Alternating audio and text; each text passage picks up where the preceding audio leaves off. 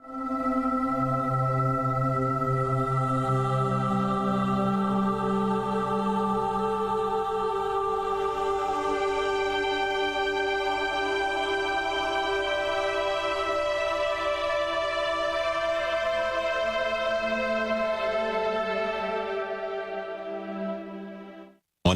Television for Thailand welcomes you to the live telecast of the Royal Merit Making Ceremony on the 15th day, Panrasamawan, in dedication to the royal remains of Her Majesty Queen Sirikit, the Queen Mother, at Dusit Maha Prasat Throne Hall in the Grand Palace.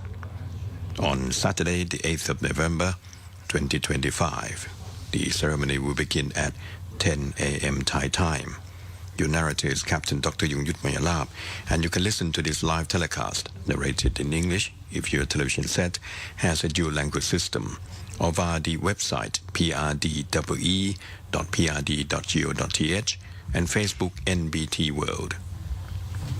So for this morning, the event is on the occasion of the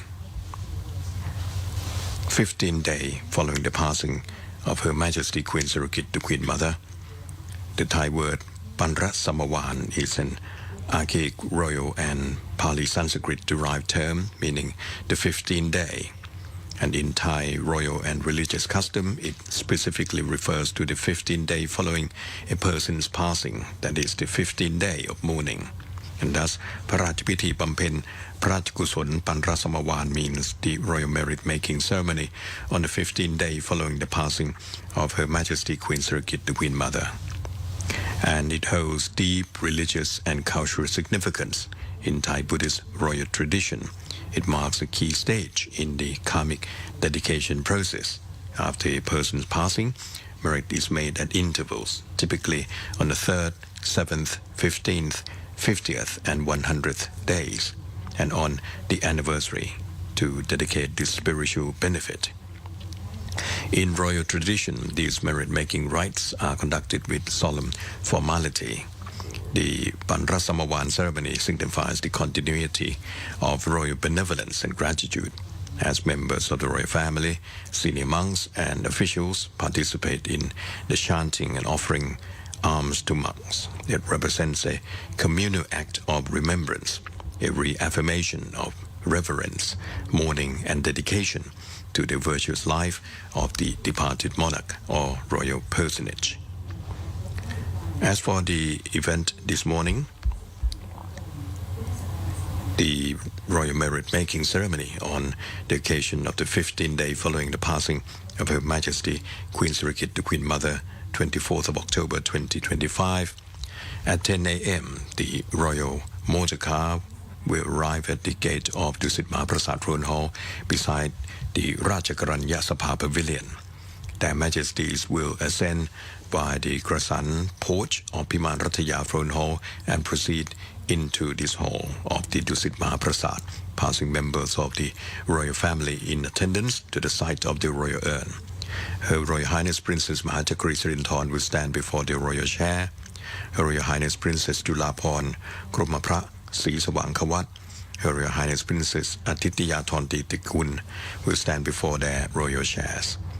His Majesty the King will light the incense and candles of the royal offering set of gold with Rajavadi enamel, and will also light the incense and candles of the small golden offering set Krung Thong Noi before the royal urn, and will pay homage. Her Majesty the Queen will light the incense and candles of the secondary royal offering set of gold with enamel, and will also light the incense and candles of the small golden offering set before the royal urn, and will also pay homage. His Majesty the King will then proceed to light the incense and candles of the double-tiered golden offering tray in veneration of the Buddha image of Her Majesty the Queen Mother's birthday before the royal altar under the 9-tiered white umbrella, and will pay homage. The shrine, you can be seen on the screen just a moment ago, is placed right in the middle of the Dusit Maha Prasat Throne Hall. Officials will then invite His Holiness Somdet Phra Ariya Wongsa Khatayaan, the Supreme Patriarch, to present the Buddhist precepts. His Holiness will present the Buddhist precept, and upon completion, 30 monks that chanted the Buddhist protective verses of Parita yesterday will then present blessing. The 30 monks are now on the monastic platform participating in the event. His Majesty the King will then proceed to make the offerings of food contained in tiffin carriers to His Holiness the Supreme Patriarch, honorific monks at the level of Somdet Parachakana and Parachakana until all 10 honorific monks have been presented with the offerings. The tiffin carriers are the items that you can see in front of the Sangha placed on the monastic platform at the moment. His Majesty will graciously designate members of the royal family, royal cousins, members of the Privy Council, and high-ranking officials to present the offerings of food in tiffin carriers to the remaining 20 monks who chanted the Parita yesterday during the royal merit-making ceremony in the evening. Then His Majesty will proceed to offer saffron robes to the group of 30 monks who chanted Parita yesterday. These will be divided into 3 groups of 10 monks to take their seats on the monastic platform to receive the saffron robe offerings from His Majesty. The 30 monks will then chant the Sadapakon verse on being offered the saffron robes. Their Majesties the King and Queen will pour the lustre water as a gesture of disseminating merit made to the deceased. The monk will chant Anumotana and benedictions. The offering of saffron robes to further 93 monks will then be conducted by His Majesty the King and by Her Majesty the Queen and Her Royal Highness Princess Maha who are graciously designated by His Majesty the King. The total of 93 monks is symbolically equivalent in number to the age of Her Majesty Queen Sirikit, the Queen Mother. On being offered the saffron robes, they will chant the Sadapakon verse or requiem for the deceased. His Majesty will then proceed to the front of the table offerings in front of the royal platform, underneath the 98th Great White Umbrella of State, to pay homage to the principal Buddha image of the event, which is the Buddha image of Her Majesty Queen Sirikit, the Queen Mother's birthday. Their Majesties the King and Queen will proceed to the front of the royal urn and will pay homage to the royal remains of Her Majesty Queen Sirikit, the Queen Mother. His Majesty the King will then proceed to light the incense and candles of the mother of pearl offering trays before the altars where the royal funeral monks will chant the Abhidhamma scriptures on both the eastern and western sides of the northern portico of Dusit Prasat Hall. The monks at the platforms will then start the chanting of the Abhidhamma scriptures. Then their Majesties, accompanied by His Royal Highness Prince T. Pankon Rasami Chod, Maha Rotamangkun, Sri Vibun Rajakuman, and her noble consort, Sininat Pilat Kalayani, will then depart from Dusit Prasat Hall. And that will be the end of the royal ceremony this morning. So you're now seeing the participating monks. The 30 monks who chanted the Parita verses yesterday, joining for the merit-making ceremony, being offered the food contained in the tiffin carriers, to be presented by His Majesty the King, Her Majesty the Queen, the royal cousins, as well as high-ranking officials. On the 26th of October, 2025, the Bureau of the Royal Household made announcement regarding paying homage to the royal remains of Her Majesty Queen Sirikit, the Queen Mother. By royal permission, the general public may pay respects before the portrait of Her Majesty at Salasa Thai Samakom in the Grand Palace daily from 8:30 a.m. to 4 p.m. commencing Monday 27th of October 2025, and a royal condolence book will be provided at the venue for signing. By royal permission, the general public may have an audience and pay respects before the royal remains at Pratinang Dusit Prasat, which is here, after the completion of 15 days of the royal merit-making ceremony, daily from 9 a.m. to 9 p.m., commencing Sunday, the 9th of November 2025, which is tomorrow. And by royal permission, members of the royal family, the Privy Council, the Cabinet, organizations, government agencies, state enterprises, the private sector, and the general public may co-host the chanting of the Abhidhamma scriptures for the royal remains after the completion of 100 days of the royal merit-making ceremony. The Sangha Supreme Council, in response to the solemn occasion, has issued the following directives for observance by the Sangha, temples across Thailand, and temples abroad. First is the establishment of royal altars. All temples are to prepare a royal altar displaying a portrait of or painting of Her Majesty Queen Sirikit, the Queen Mother, accompanied by appropriate offerings, floral arrangements, and candles. The altar should be placed within the ordination hall or main ceremonial area and opened for public homage. Secondly, daily merit-making ceremonies. Temples are to conduct daily prayer or Abhidhamma recitations for 30 consecutive days, beginning October 26, 2025, dedicating the merit to Her Majesty. Thirdly, special merit ceremonies on commemorative days. Temples are to hold royal merit-making ceremonies on the following days. The 7th day, which was the 30th of October, 2025, 15th day, which was the 7th of November 2025, and also today. 50th day will be on the 12th of December 2025, and the 100th day will be on the 31st of January 2026. These may include almsgiving, sermons, chanting, and the offering of meals or requisites to monks. Fourthly, provincial meditation centers. All provincial meditation centers are to organize special meditation and Dhamma practice programs on the same commemorative days to dedicate merit to Her Majesty Queen Sirikit, the Queen Mother. Fifthly, daily meditation by the Sangha. Monks nationwide are to perform daily evening prayer and meditation throughout the morning period as an offering of merit to Her Majesty. And sixthly, public participation. The public is encouraged to join merit-making, meditation, and Dhamma practice to honor Her Majesty's royal grace and lifelong dedication to the Thai people. The resolution represents a unified expression of reverence and gratitude by the Thai Sangha and Buddhist faithful across the kingdom and abroad in remembrance of Her Majesty Queen Sirikit, the Queen Mother, whose passing is a profound moment of mourning for the nation.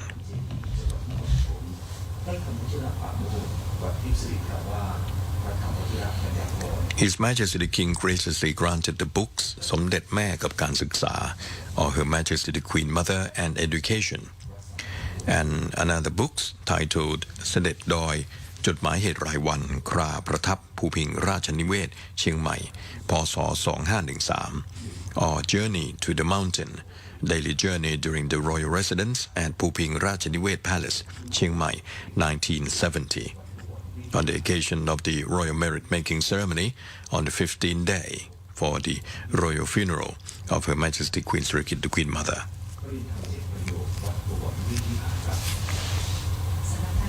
And on the 5th of November, 2025, the Bureau of the Royal Household announced the arrangements for the paying of respects to the royal remains of Her Majesty Queen Sirikit, the Queen Mother, at the Dusit Maha Prasat Throne Hall near Grand Palace as follows. Pursuant to the gracious royal permission granted by His Majesty the King for members of the public to pay their respects to the royal remains of Her Majesty Queen Sirikit, the Queen Mother, at the Dusit Maha Prasat Throne Hall in the Grand Palace, after the completion of the royal merit-making ceremony on the 15th day, the public will be allowed to enter and pay homage daily from 9 a.m. to 9 p.m., commencing on Sunday, the 9th of November 2025. The Bureau has designated 4 time periods during which members of the public may pay their respects as follows. Period 1, 8 a.m. to 10:45 a.m. Period 2, 1200 hours to 1645 hours.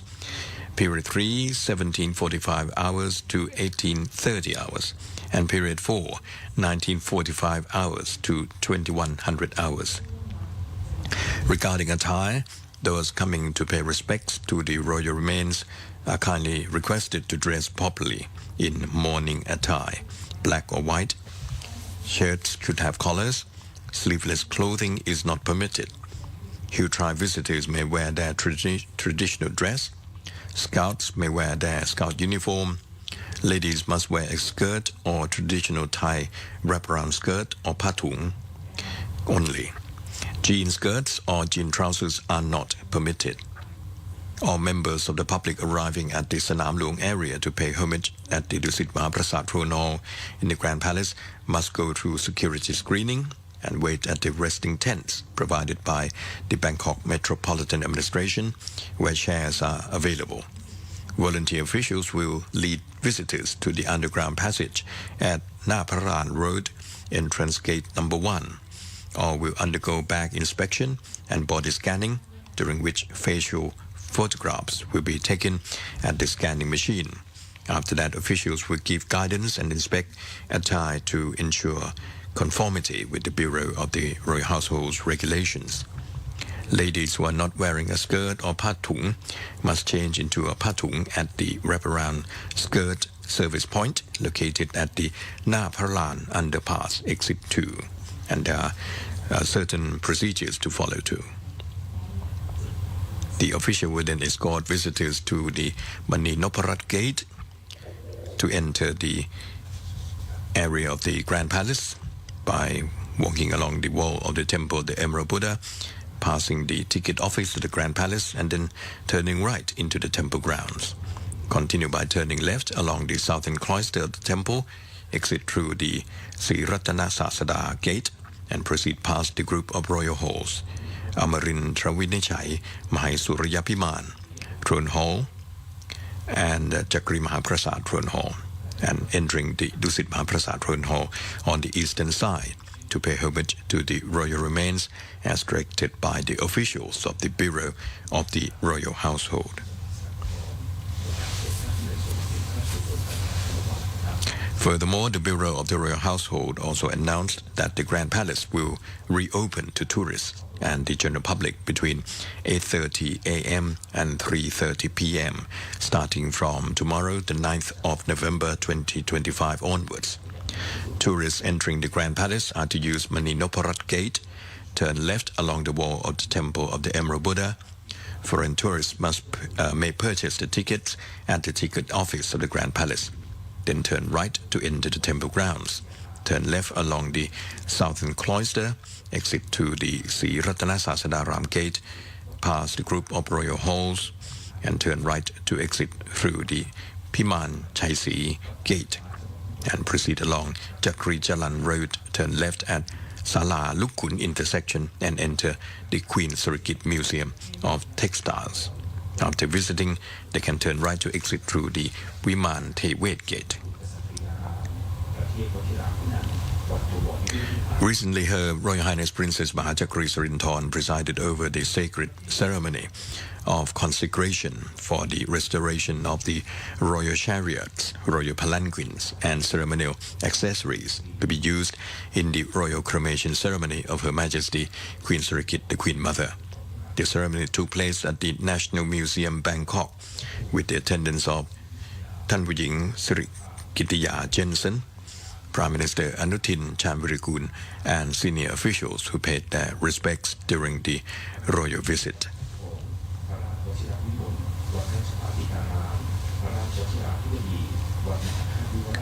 So you're now seeing the interior of the Dusit Mahaprasad Throne Hall, the venue where the royal merit-making ceremony will take place very soon. The hall was built in the reign of King Praputtayot Fa Julalok the Great, or Rama I, the founder of the Royal House of Chakri.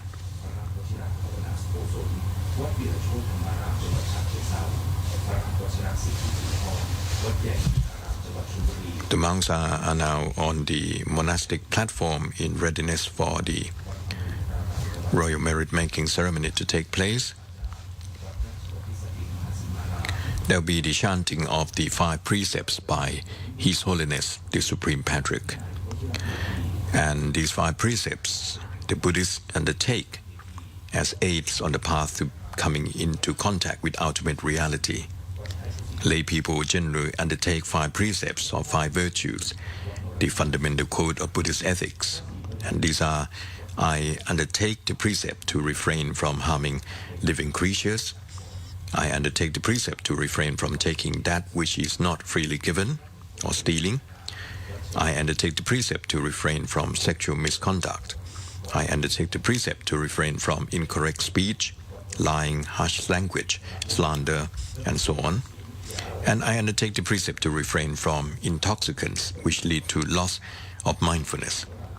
The laity undertake to follow these training rules at the same time as they become Buddhists, taking refuge in the Triple Gem, in the Buddha as the teacher, in the Dhamma as the teaching, and thirdly in the Sangha as the spiritual community. Like all aspects of Buddhist Dhamma or teaching, the 5 virtues are regarded as logically rather than supernaturally derived and are to be undertaken voluntarily rather than commandments.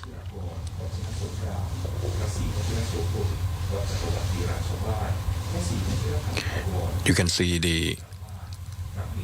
area in the center of the hall of Dusit Maha Prasat. This is where the พระพุทธรูปประจำพระชนมวาล or Buddha image commissioned by the king or members of the royal family to commemorate their significant occasions such as birthday being enshrined. As for the พระพุทธรูปประจำพระชนมวาล of the birthday anniversary of Her Majesty Queen Sirikit, the Queen Mother, who possessed the utmost royal faith in commissioning this Buddha image as a remembrance on the auspicious occasion of Her Majesty's 5th cycle birthday anniversary, the 12th of August 1992. This is a Buddha image made of 96% pure silver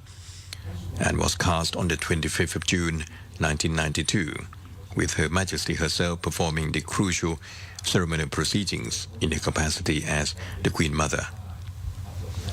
This Buddha image is placed here as the principal Buddha image for the royal merit making ceremony. It is 1 inch in height from the octagonal base to the Buddha's feet, and an additional 1 inch from the inverted and upright lotus base, making the total height up to the Ushnisha of 9 inches. The pensive attitude Buddha image is the Buddha image for Her Majesty Queen Sirikit, the Queen Mother, expressing the posture of the Buddha contemplating deeply on the Dhamma. This particular Buddha image attitude is specific for Friday, and Her Majesty Queen Sirikit, the Queen Mother, was born on Friday. The pensive attitude Buddha image has both hands gently raised and placed together at the chest, symbolizing reflection and consideration, with the right hand placed over the left in a calm, serene gesture, signifying the readiness to deliver the ultimate Dhamma for the benefit of the human and other non-human beings. The event leading to the creation of the pensive attitude posture occurred while the Lord Buddha was seated beneath a banyan tree in blissful liberation. He contemplated that the Dhamma he had realized was too profound and complex for ordinary beings overwhelmed by the defilements to easily comprehend. Thus, the Lord Buddha thought that he would refrain from teaching the Dhamma to anyone. Yet a thought of modest hesitation arose in his mind. The invitation by Brahma Sahampati from the Brahma world reached the Lord Buddha, prompting him to change his decision. Brahma Sahampati declared that there were beings in this world who had the capacity to listen to and understand his Dhamma. He therefore pleaded the Lord Buddha to reveal the Dhamma for the salvation of the world. The Lord Buddha then surveyed all beings with his Buddha eye and found that there were many with varying ability to comprehend the Dhamma, just like the lotus flowers in water in different conditions. The Lord Buddha compared all beings to 3 types of lotus. Those lotus above the water are those people with sharp wisdom who can quickly comprehend the Dhamma. Lotus at the water surface are those who shall comprehend after training and cultivation, and lotus underwater are those who are at the beginning of learning, but shall comprehend in the future through perseverance. Finally, the Buddha responded to Brahma Sahampati that he would open the door of Dharma to all who are ready to listen and understand, and declaring that the world shall perish this time if there are none who receive the Dharma. So the pensive attitude Buddha image portrays the moment of contemplation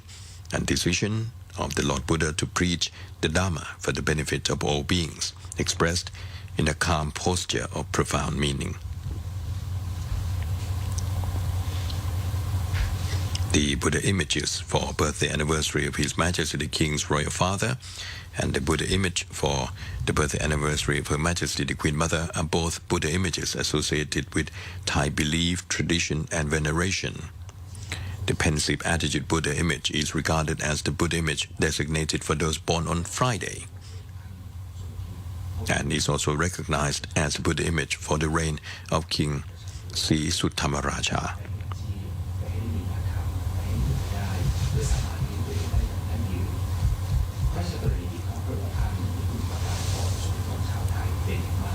So this is the พระพุทธรูปประจำพระชนมวาล or the Buddha image commissioned by the king or members of the royal family to commemorate that significant occasion.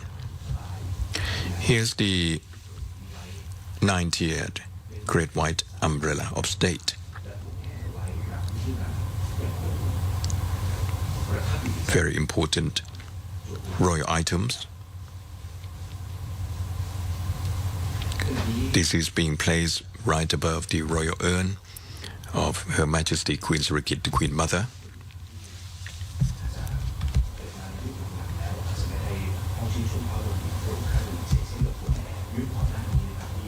The 90th Great White Umbrella of State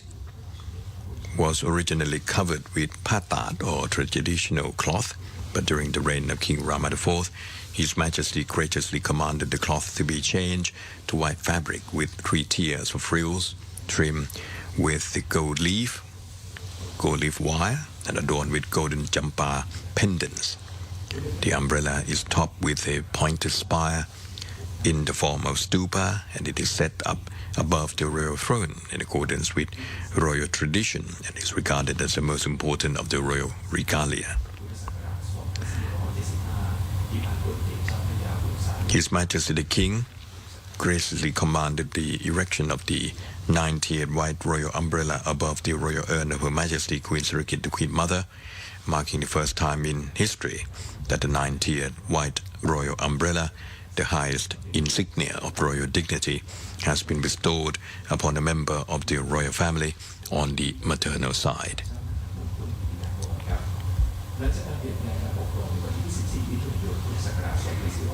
According to the record in the royal coronation ceremony, when His Majesty the King receives the anointment water at the Atatip Utumporn royal throne, the royal Brahmin priest presents the 90th Great White Umbrella in humble tribute, and then royal officials carried it in procession to the Patrabit throne hall, where His Majesty receives the royal regalia, royal decorations of the highest orders, and royal utensils, signifying the full sovereign kingship.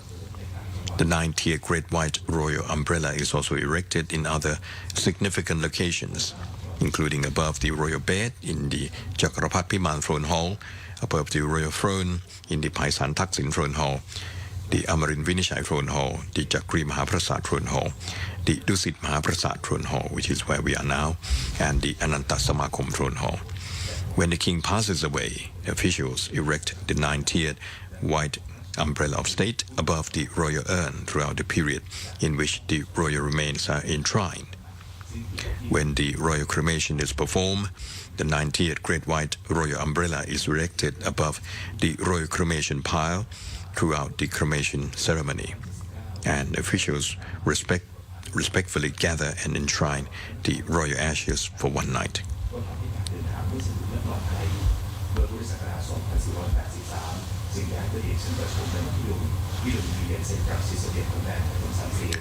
You're watching the live telecast of the Royal Merit Making Ceremony on the occasion of the 15th day of passing of Her Majesty Queen Sirikit, the Queen Mother.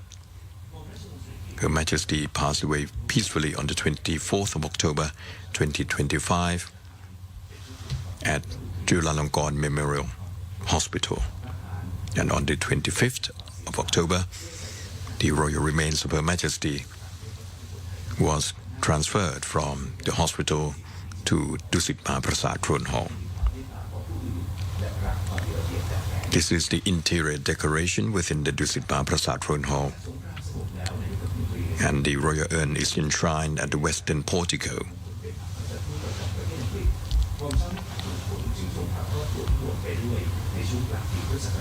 You can see the central shrine where the Buddha image, according to the birth date of Her Majesty the Queen, is being enshrined.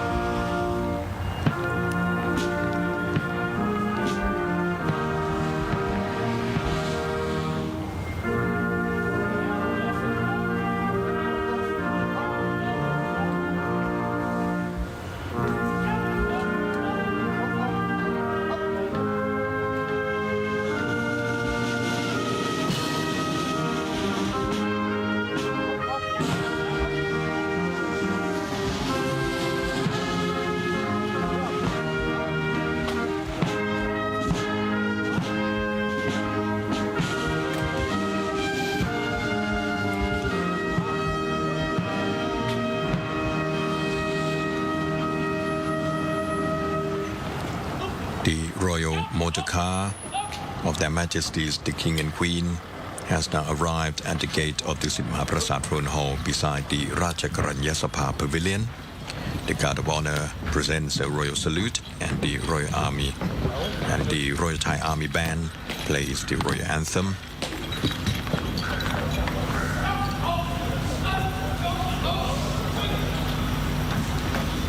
Their Majesties the King and Queen are accompanied by His Royal Highness Prince Tipankon Rasami Chod, Maha Wachirot Tamangpoon, Suriliboon Rajkuman, and her noble consort Sidina Tilat Kalayani.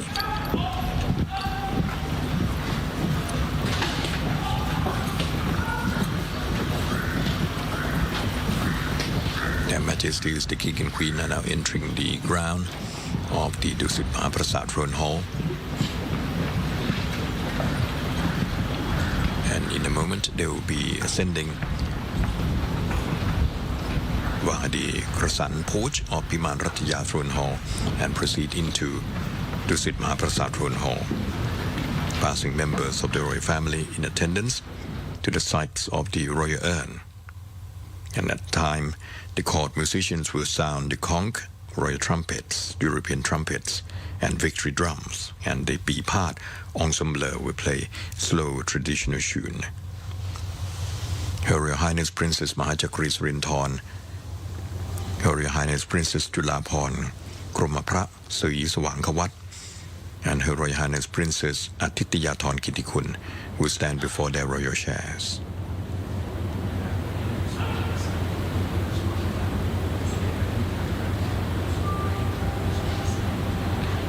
Their Majesties the King and Queen have been welcomed by members of the royal family.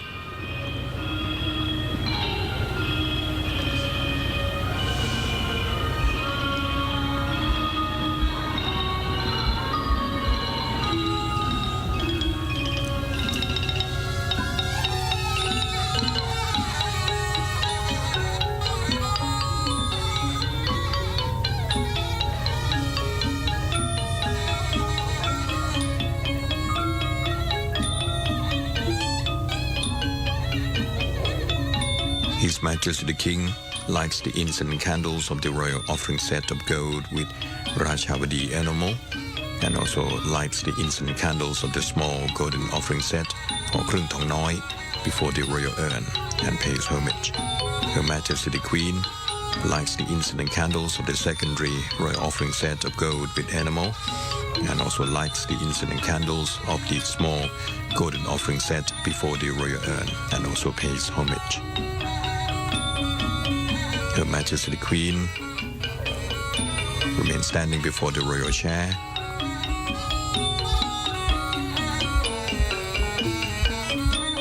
while His Majesty the King proceeds to light the incense candles of the double-tiered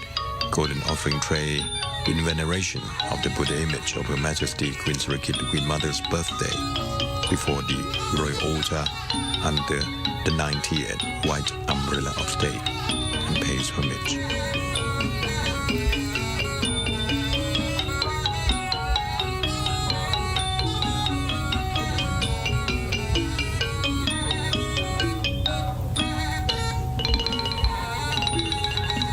Their Majesties the King and Queen received the homage of those in attendance and take their royal seat. The Pipat Ensemble ceases playing. Officials will now invite His Holiness Somdet Phra Ariya Wongsa Khatayaan, the Supreme Patriarch, to present the Buddhist precepts.ติสรเนนะสหปัญจศีลานิยาจามะตติยัมปิมะยังพันเตวิสุวิสุรคนัฏฐายะติสรเนนะสหปัญจศีลานิยาจามะนะโมตัสสะภะคะวะโตอะระหะโตสัมมาสัมพุทธัสสะนะโมตัสสะภะคะวะโตอะระหะโตสัมมาสัมพุทธัสสะนะโมตัสสะภะคะวะโตอะระหะโตสัมมาสัมพุทธัสสะ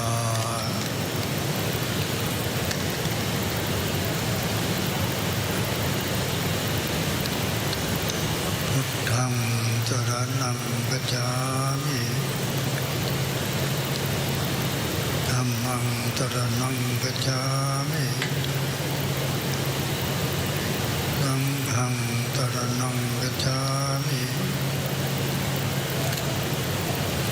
ทุติยัมปิพุทธังสรณังคัจฉามิทุติยัมปิธัมมังสรณังคัจฉามิ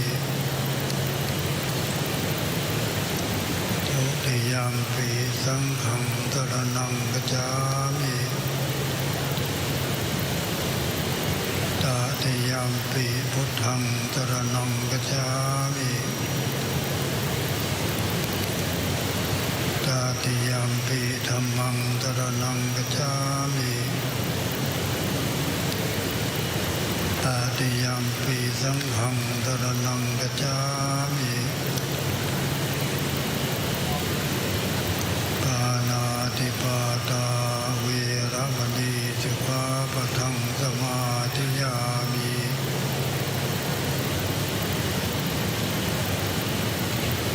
อาทินนาทานาเวรมณีสิกขาปะทังสมาธิยามิ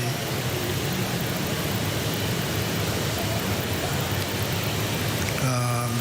สุมิจฉาจาราเวรมณีสิกขาปะทังสมาธิยามิ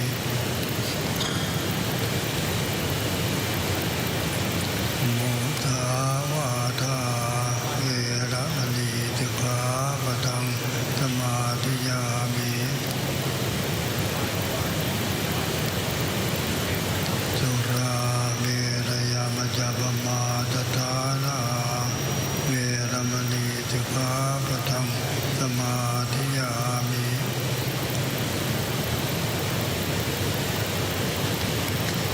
อิมานิปัญจสิกขาปทานิ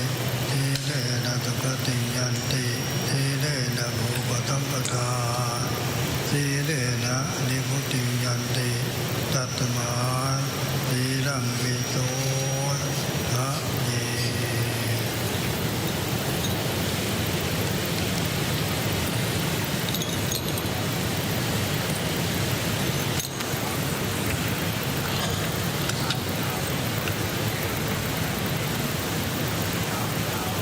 นะโมตัสสะภะคะวะโตอะระหะโตสัมมาสัมพุทธัสสะนะโมตัสสะภะคะวะโตอะระหะโตสัมมาสัมพุทธัสสะนะโมตัสสะภะคะวะโตอะระหะโตสัมมาสัมพุทธัสสะอิติปิโสภะคะวะอะระหังสัมมาสัมพุทโธเวชชาจารณะสัมปันโนสุขโตโลกวิทูอนุตตรวะปุริสธรรมัสสารติสัตตะเทวมนุสสานังพุทโธภะคะวะติสวะกาโตภะคะวะตาธัมโมสันเดทิโกอาการิโกเอหิปัสสิโกโอปัญญิโกปัจจัตตังเวทิตาโปวินโยหิติสุปฏิปันโนภะคะวะโตสาวกสังโฆอุชุปฏิปันโนภะคะวะโตสาวกสังโฆญาญาปฏิปันโนภะคะวะโตสาวกสังโฆสามีจิปฏิปันโนภะคะวะโตสาวกสังโฆยะติทานจัตตาริปุริสโยคานิอาตปุริสปุปนาเอสัพพะคะวะโตสาวกสังโฆอาหุนายโยปาหุนายโยตากินายโยอัญชลียการณิโยอนุตตรังปุญญาเกตังโลกาสาติภาหุงสาสมาภิเนมิตาสาวุตตังเรเนกัลลังมุติตะโกรัสเสนามา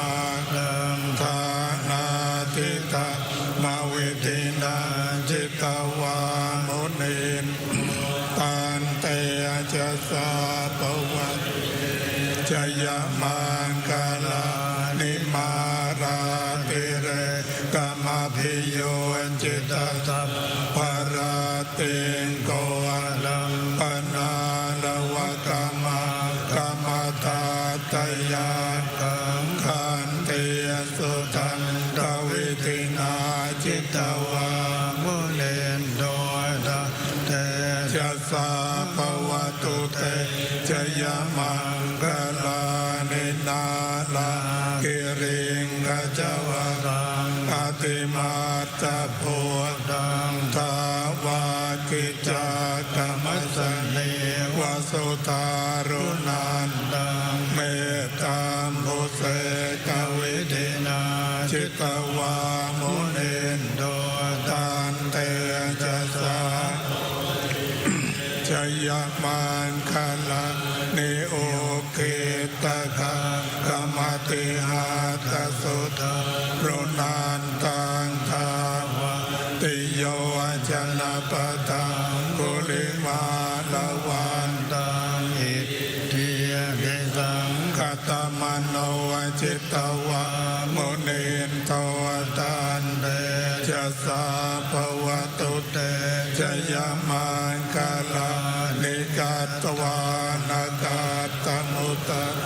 อิวากาปินิเตนจายโตตวะจันจนากายมาเทสันเตนะโสมวิตินาจิตวามุนินโดนันเตจะสาภวตุ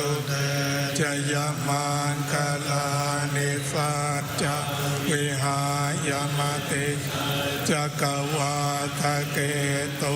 วาอาเดอันตะโพตาปัญญาปะเทปัจจลิโตจิตวะโมเนนโตตันเตนะสาภวตุเตจยมังคลานินันโตปันตะปุจกังวิปุตังมหิเทงปุตเตนะเตระปุจเกนะตัมปยันโตอิโททิตวาโมเนนโตตันเตจะสาภวตุเตจยมังคลานิโตกังอติติปุจเกนะสุทาทหาทังรามังวิสุติตุติเมติปังกาปิตานังญาณาคเทมวิตินาจิตวาโมเนนโตตันเต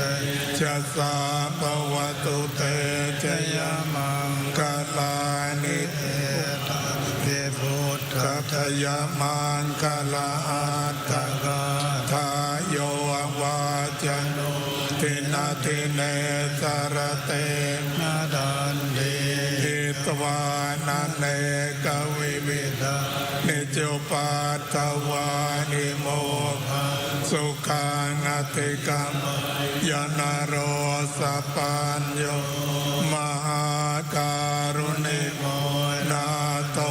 อิตายาสัพพะนินางปุเรตวาปารมิสัพพะปัตโตสัมโพธิมุตตมังเอเนนะสัจจวัจเจนะโหตุเตชยมังคลังชยันโตโพธิยาโมเลนังนันทิวัฒโนเอวังตวังวิจโยโอหิจยาสุจยมังคะเลนะปาราชิตปันลังเกเสเสปัตวิโมกะเรอะปิเสเกสัพพพุทธนางอากาปาโตปะโมตติสุนังขันตังสุมังคลังสุปาปาตังสุโหติตังสุขโนสุโมโหโตจะสุเยตังพระมัจจาริสุปตากินังกายกรรมังวาจากรรมังปทากินังปทากินังมโนกรรมังปณิทิเตปทากินาปทากินานิจัตวานลพันตเตปทากิเนภวตุสาปมังกลังราคันตุสาปเตวัตตาสาปพุทธานุภาเวนัสธาโสติภวันตุเตภวตุสาปมังกลังราคันตุสาปเตวัตตาสาปธรรมานุภาเวนัสธาโสติภวันตุเตภวตุสาปมังกลังราคันตุสาปเนวัตตาสาปสังฆานุภาเวนัสธาโสติภวันตุเต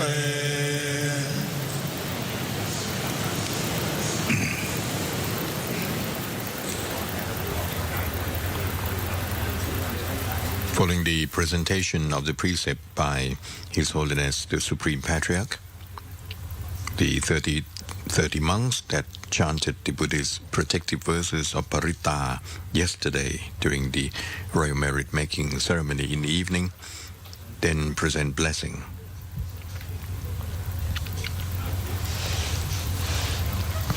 His Majesty the King We now make the offerings of food contained in tiffin carriers to His Holiness the Supreme Patriarch, honorific monks at the level of Somdet Paracha Kana and Paracha Kana,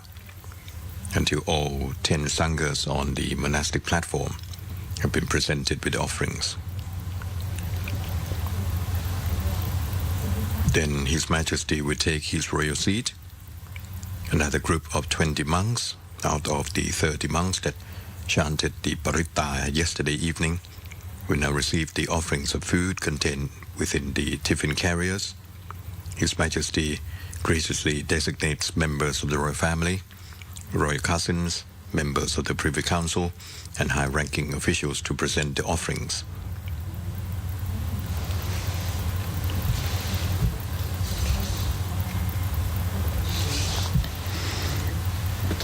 The congregation of monks that just chanted the blessings was led by His Holiness the Supreme Patriarch, who's the abbot of Rajabapit Satit Mahasimaram Temple. Other members of the congregation include Somdet Praputthajan from Trimit Vityaram Temple, Somdet Pramahathirajan from Prachetupon Vimol Mangalaram Temple, Somdet Pramahaviravung from Rajabapit Satit Mahasimaram Temple, Somdet Pramaha Rachamongkol Mini from Trimit Vityaram Temple.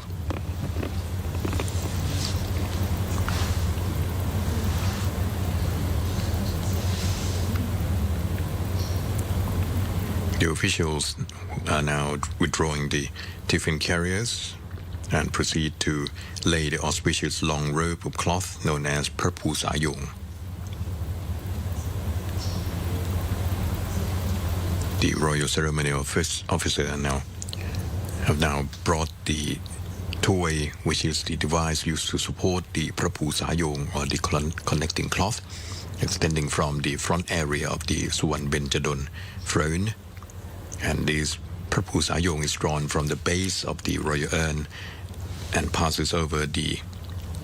Kan ornament in the front, then descends onto the Pan Pramahakatin, or the royal offering tray.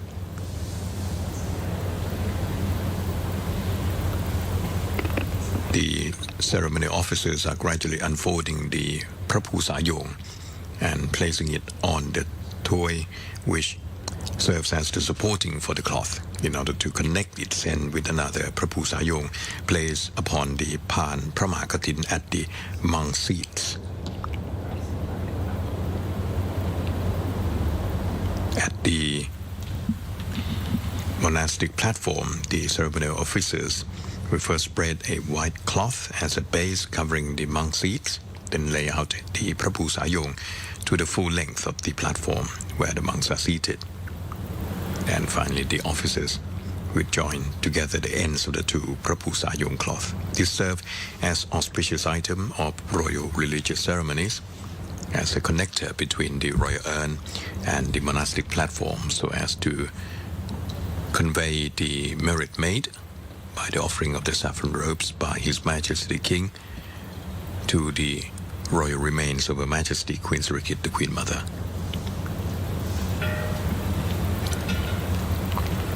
His Majesty the King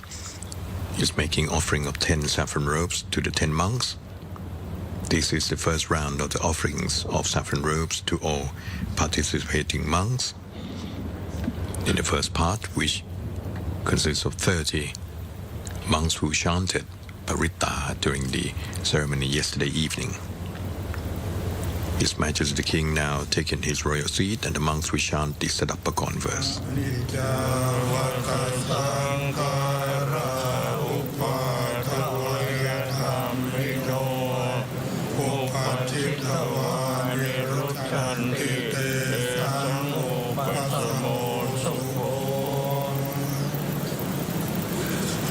His Majesty the King and Her Majesty the Queen will now pour lustre water as a dedication of merit.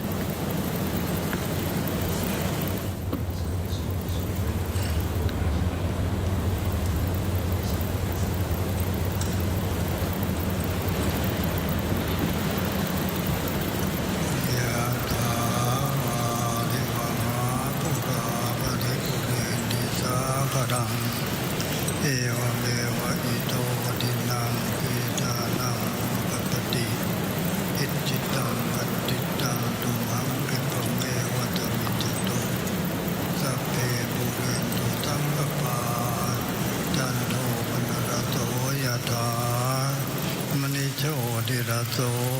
ยถาสัพพิติโยวิวัจจันตุสัพพะโรโควินาศตุมาเตภวัตวันตรายโยสุขีติกายุโกภวสัพพิติโยวิวัจจันตุสัพพะโรโควินาศตุมาเตภวัตวันตรายโยสุขีติกายุโก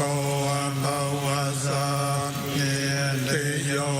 วิวัจจันตุสัพพะโรโควินาศตุมาเตภวัตวันตรายโยสุขีติกายุโกภวะอภิวาทนาสิเลจเนจังโวธาปจายโนจัตตารโอธรรมาวั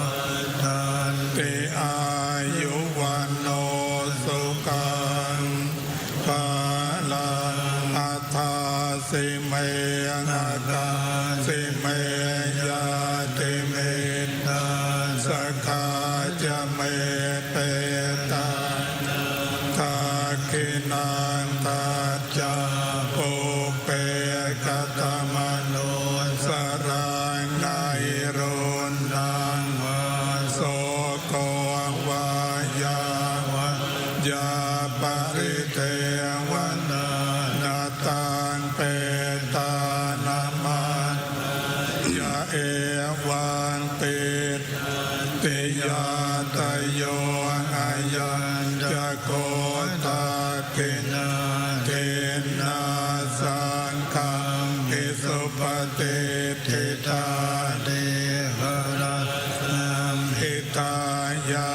สัทธานาโสอุปกาปฏิโสยาติธรรมโมจะอายันิทาสิโตเปนานาปุชาจะตตาอุราลาภลันจะภิกขุละมโนปฏินันตุเอหิปุญญาณปัสสุตังอนาปการติอันที่เรียกเลยนะอาเดเรกวัตตตังชีวตุอาเดเรกวัตตตังชีวตุอาเดเรกวัตตตังชีวตุทีกายุโกโหตุอโรโกโหตุ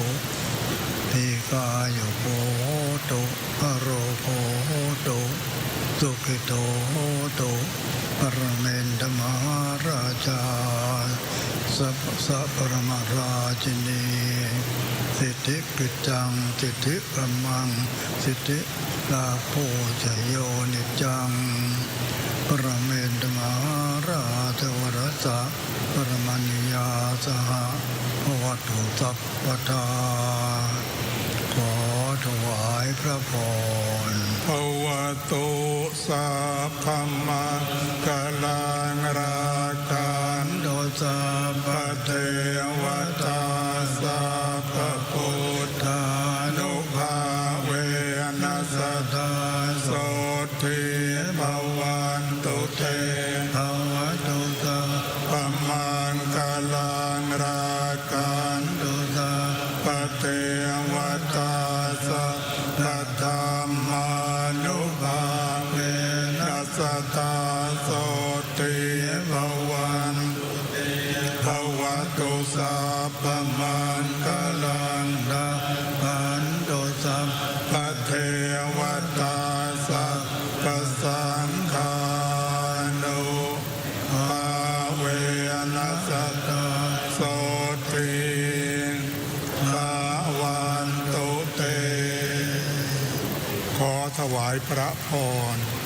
เจริญพระราชสิริสวัสดิ์พิพัฒนมงคล พระชนมสุขทุกประการจงมีแด่สมเด็จบรมบพิตรพระราชสมภารเจ้าทั้งสองพระองค์ผู้ทรงพระคุณอันประเสริฐเวลานี้สมควรแล้วอาตมภาพทั้งปวงขอถวายพระพรลาแด่สมเด็จบรมบพิตรพระราชสมภารเจ้าทั้งสองพระองค์ผู้ทรงพระคุณอันประเสริฐขอถวายพระพร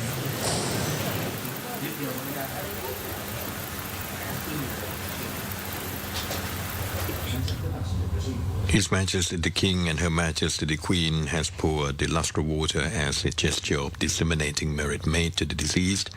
The monks then chant Anumotana and benedictions, consisting of 6 chants, the water pouring blessing, Sappi So Atalato, and the blessings for their Majesties the King and Queen, Sappa Mongkol Katha, and ending with the benediction of farewell. Upon completion, the monks will now depart from the throne hall. Officials will then invite the next group of 10 monks to take their seats on the monastic platform. And there will be 2 rounds of the 10 monks per group who will be invited for this part of the ceremony.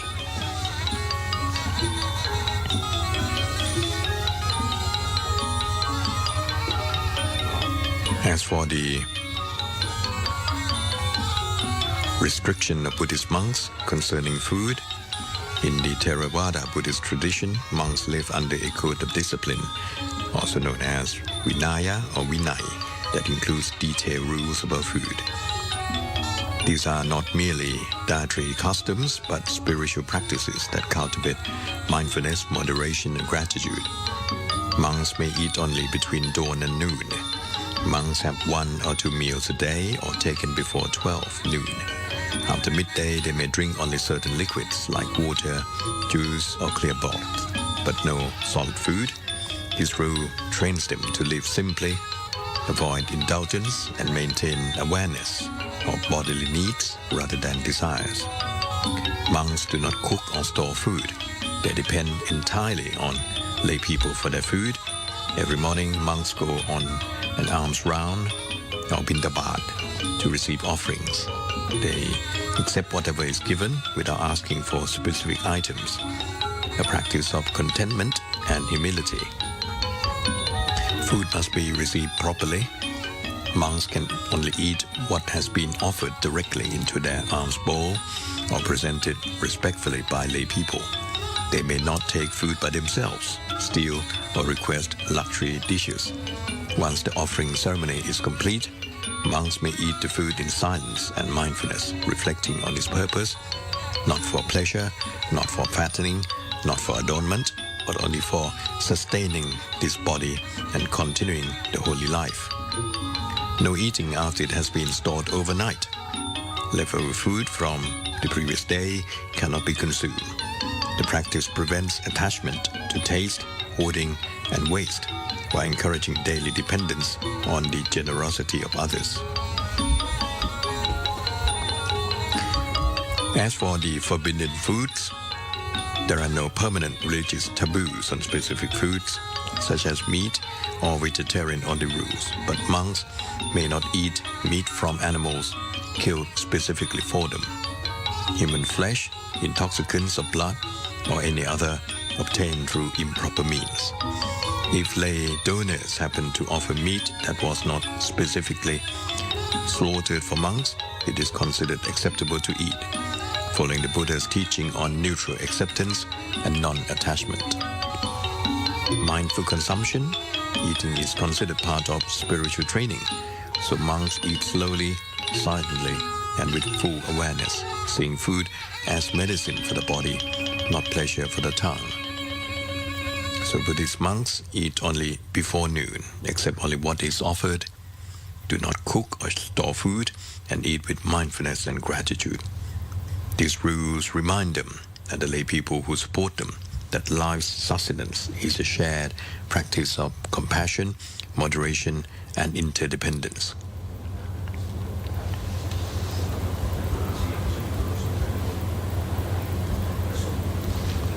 And there are some important restrictions on the daily conduct.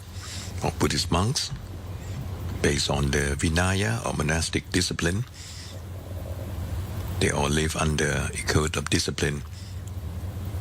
established by the Lord Buddha himself over 2,500 years ago, and Theravada monks follow 227 precepts that guide behavior, speech, diet, relationships, and use of possessions.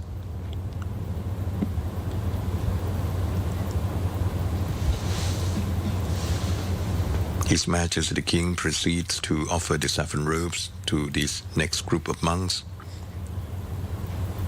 and they will soon respond by chanting Sadappakon verse.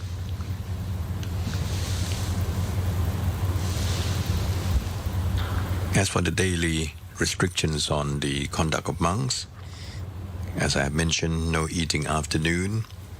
so monks may have only 1 or 2 meals before noon and abstain from solid food until dawn the next day. This trains moderation, mindfulness, and detachment from craving. Monks cannot buy, sell, or keep money. They depend entirely on lay supporters for food, clothing, shelter, and medicine, cultivating humility and gratitude. Monks live under strict celibacy to preserve purity of mind and focus on spiritual development.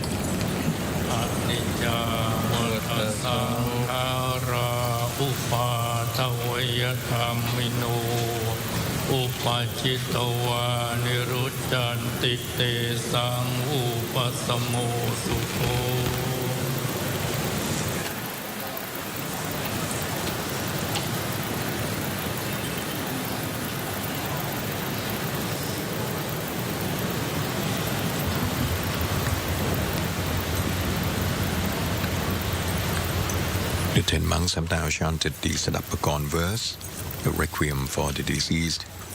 and there will be the next group of monks coming up of 10 in number, with the same procedure being repeated again, the offering royal merit making by His Majesty the King for the 10 monks, and the chanting of the Sadappakon verse. These are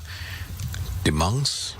belonging to the congregation of 30 honorific monks who chanted Parita yesterday.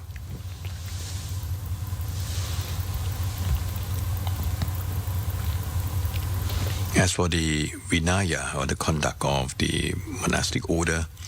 there's no entertainment or adornment. They avoid singing, dancing, watching shows, wearing ornaments, perfumes, or luxurious clothing. They maintain simplicity and concentration, and there's no accumulation of possessions. A monk may only keep the basic requisites: 3 robes, an alms bowl, a belt, a needle, a razor, and a water filter. This supports the principle of non-attachment and equality. And there are restrictions on the communication and the conduct. Monks avoid idle talk, false speech, harsh words, and gossip. They cultivate right speech, speaking only what is truthful, beneficial, and kind. They cannot engage in business, politics, fortune-telling, or any profession for income. Their role is purely spiritual and educational, not economic or political. These restrictions are not punishments, but spiritual disciplines designed to simplify life and reduce distractions, strengthen mindfulness and self-control, build trust between the monastic and lay communities, enable monks to devote their time fully to meditation and teaching the Dharma.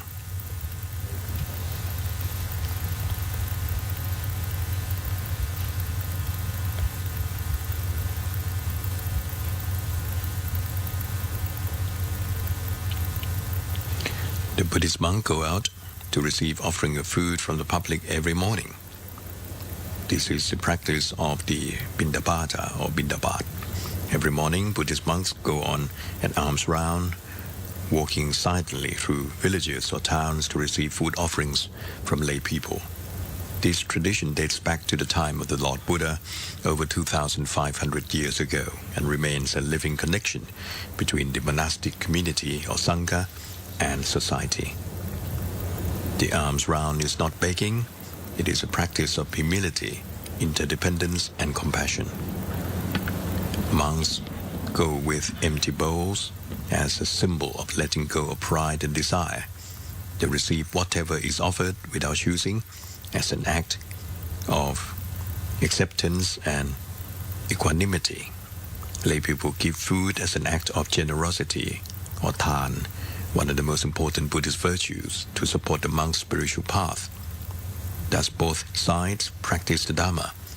Monks cultivate detachment and gratitude. Lay people cultivate generosity and joy in giving, or mudita. The practice creates a reciprocal relationship between the monastic and lay communities. Monks rely on lay supporters for their physical sustenance. Lay people rely on monks for spiritual guidance and teachings. And this mutual dependence reinforces the Buddhist ideal of a harmonious and compassionate society.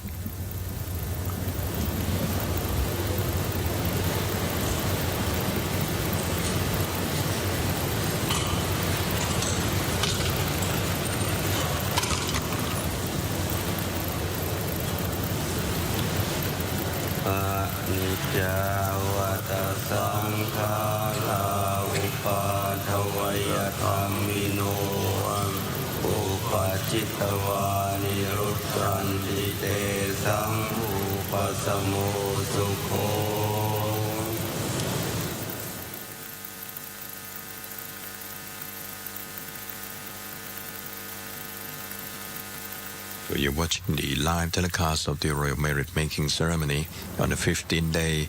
Panrasamawan in dedication to the royal remains of Her Majesty Queen Sirikit, the Queen Mother, at Dusit Maha Prasat Throne Hall in the Grand Palace.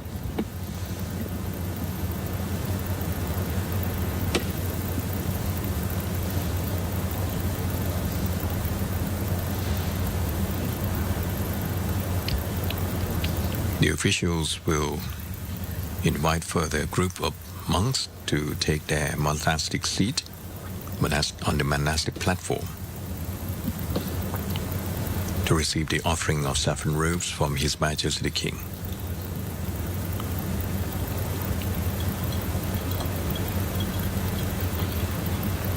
The officials are now helping the monks by taking their fans of rank as well as the offerings of the saffron robes. The congregation of monks is now leaving the hall of the Dusit Maha Prasat Throne Hall, and the next group of monks will now be entering the hall.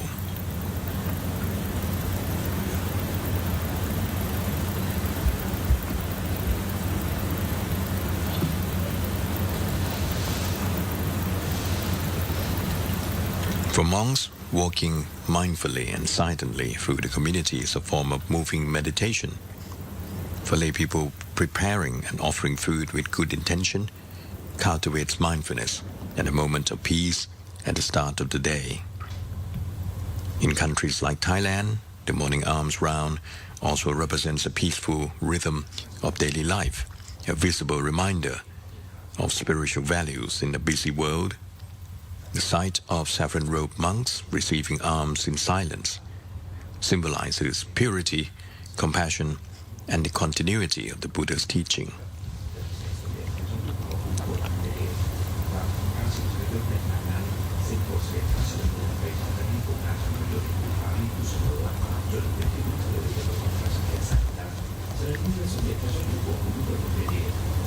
As for the monastic order of the Buddhist monks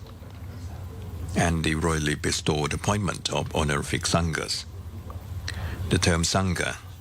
or the monastic order, refers to the monastic community of ordained Buddhist monks. In Pali, this is known as bhikkhu, who live according to the monastic code or the Vinaya or Vinay. In Thailand and many Theravada countries, the Sangha is institutionalized. There's a hierarchical and administrative structure covering major orders or Nikaya, regional divisions, and local temples. At the national level in Thailand, the highest monastic office is the Somdet Phara Sankharat or Supreme Patriarch. who presided over the chanting this morning.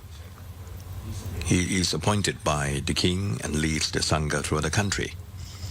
Beneath the Supreme Patriarch, there are subordinate levels of monastic administration, provincial, district, temple, and abbot levels, which handle local affairs of monks, discipline, ordination,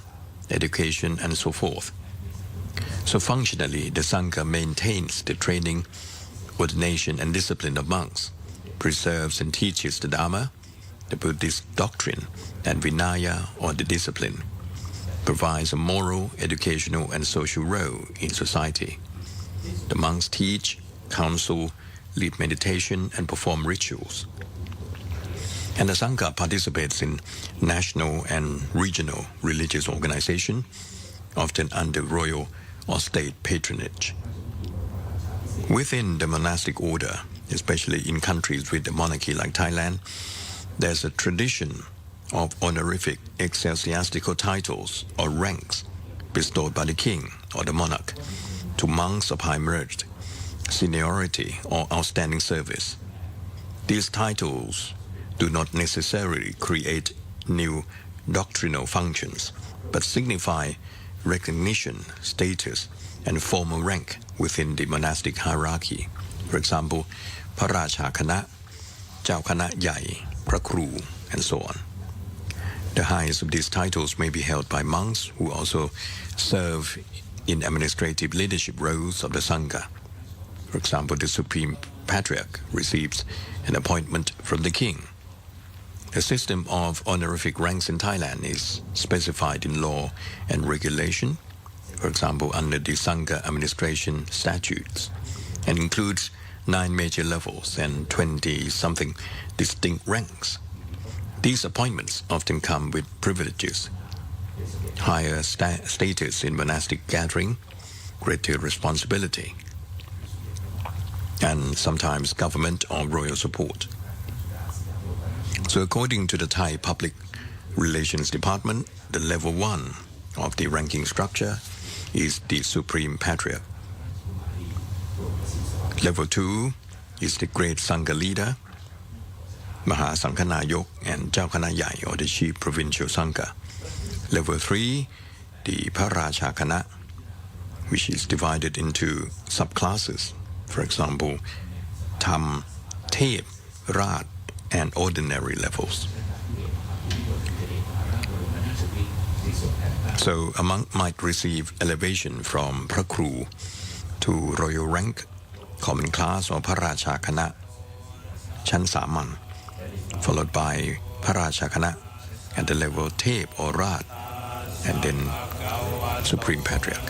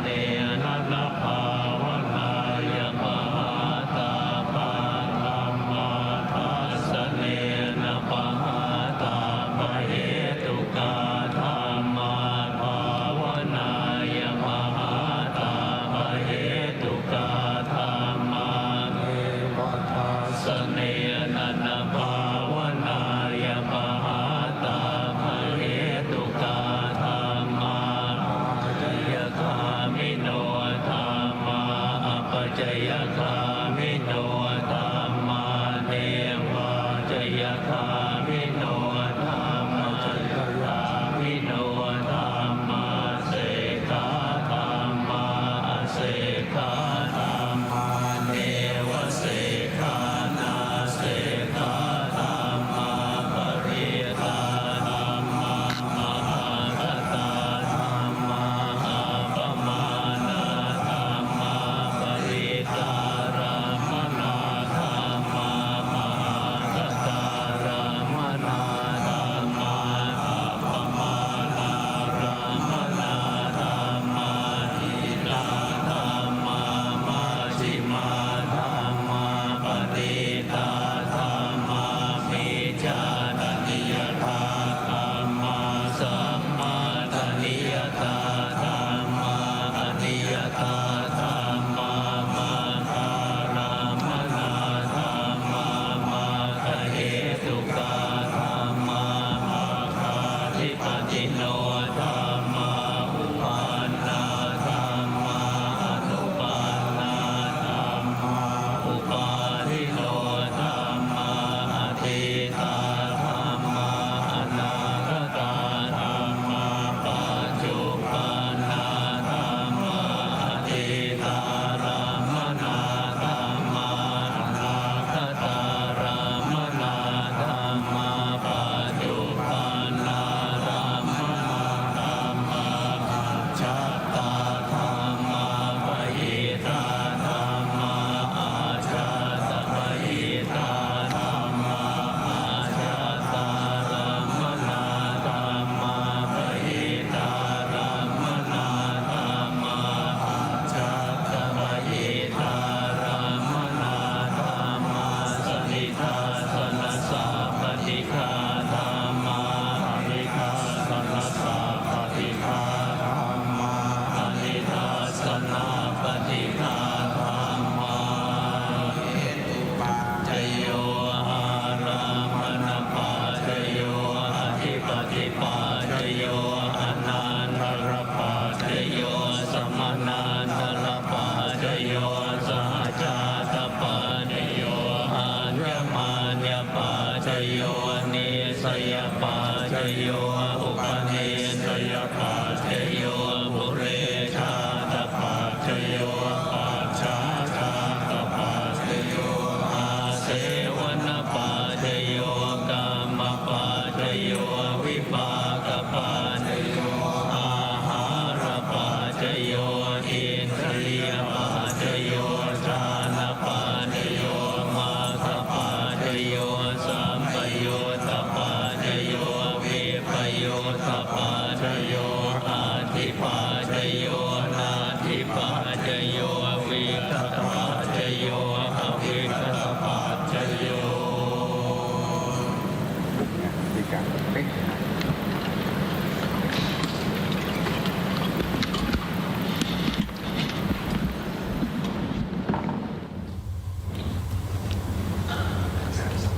This is the process of groups of 11 monks from the 93 monks participating in the Sadapakon chanting, being invited to the monastic platform. And this total number of 93 is equivalent to the age of Her Majesty Queen Sirikit, the Queen Mother. For the first group of 11, they have chanted the Matika verse for the deceased. And His Majesty the King is now offering saffron robes to the participating monks at this stage. The chanting of Matika, the word Matika comes from Pali. Matika meaning matrix, summary, or list of principles. In the Abhidhamma Pitaka, Matika refers to a classified list of Dharma topics, a matrix or summary of teachings that forms the framework for detailed exposition. Refer to the chanting of certain canonical verses, Pali stanzas, performed by monks before or after a meal, offering a merit-making rite.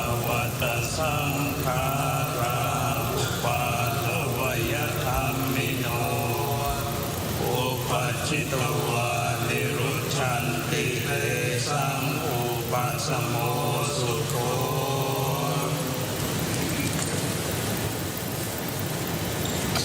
Monks also, following being offered the saffron robes, chanted Sadapakorn verse, a requiem for the deceased, while the long connecting cloth, the prapusayong, is in place. This is to transmit the merit made. อาวาริวหาปุราปริปุเรนติสาคารังเอวะเมวะอิโตทินังเปตานังอุปกัปปติอิทิตังปัตถิตังตุมหังคิปะเมวะสมิชฉตุสัพเพปูเรนตุสังกปาจันโทปนรโสยถามณิโชติระโสยถาสัพพิติโยวิวันจันตุสัพพะโรโควินาศตุมาเตภวัตวันตรายโยสุขิติขายุโกภวสัพพิติโยวิวันจันตุสัพพะโรโควินาศตุมาเตภวัตวันตรายโยสุขิติขายุโกภวสัพพิติโยวิวันจันตุสัพพะโรโควินาศตุมาเตภวัตวันตรายโยสุขิติขายุโกภวะอภิวาทนาสิริสเนจังโมทาปัจจายโนจัตตารโอธรรมาวัฏันติอายุวันโนสุขังภาลังอัฏฐาสิเมอากาสิเมยาติเมตตาสัทธาจะเมเมตตานังทักขินังทัจจาปุเพกตมโนสรังนหิรุณนังวาโสโกวายาวัญญาปริเทวนานาตังเปตานมาทายะเอวังเตทันติยาตโยอายัญจะโพธาคินาทินนาสังฆามิสุปฏิทิตาเทกราตังหิตายาสถานะโสปฏิโสยาติธรรมโมจะยังนิทัสสิโตเปตานปูชาจักตาอุราลาภลันจะภิกขุนมโนปทินังหงเทหิปุญญังวสุตังอนาปกันติอติเรกะวัสสะสตังชีวตุอติเรกะวัสสะสตังชีวตุอติเรกะวัสสะสตังชีวตุทีคายุโกโหตุอโรโคโหตุทีคายุโกโหตุอโรโคโหตุสุขิโตโหตุปรเมนทมหาราชาสัปรมราชินีสิทธิกิจจังสิทธิกัมมังสิทธิลาโภชโยนิจังปรเมนทมหาราชวรัสสะปรมราชินียาสหภวตุสัพพทาขอถวายพระพรภวตุสัพพมังคลังรักขันตุสัพพเทวตาสัพพพุทธานุภาเวนัสสตาโสทิภวันตุเตภวตุสัพพมังคลังรักขันตุสัพพเทวตาสัพพธรรมานุภาเว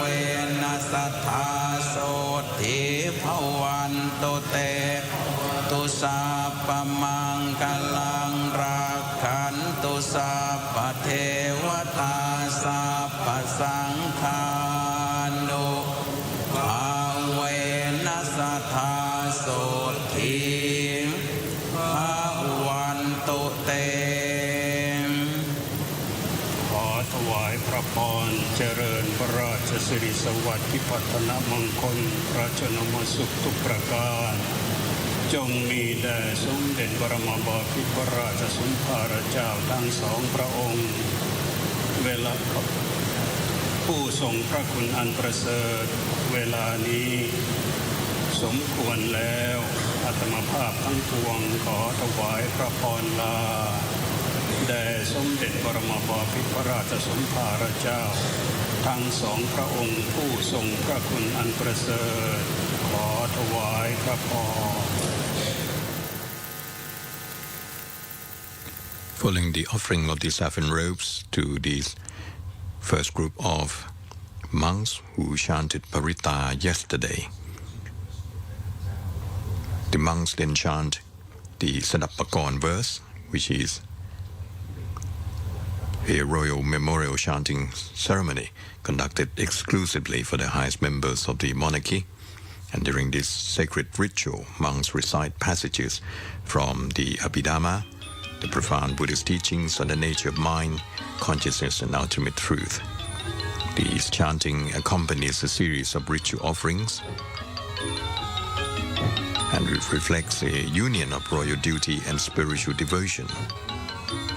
It's a moment when the royal household, alongside the nation, pauses in solemn contemplation. Together they offer merits, express gratitude for the life of service, and pray for the peaceful, noble journey of the royal spirit. This is followed by the pouring of the lustral water by Their Majesties the King and Queen, and every droplet carries a message of love and remembrance. The gesture of pouring of water into a receptacle after carrying out an act of offering items for benefits of monks' daily living is to disseminate the merit made to the deceased. The clean water is comparable to the pure mind and kindness of man.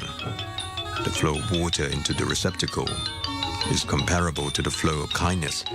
from one's heart that has been shown to other people.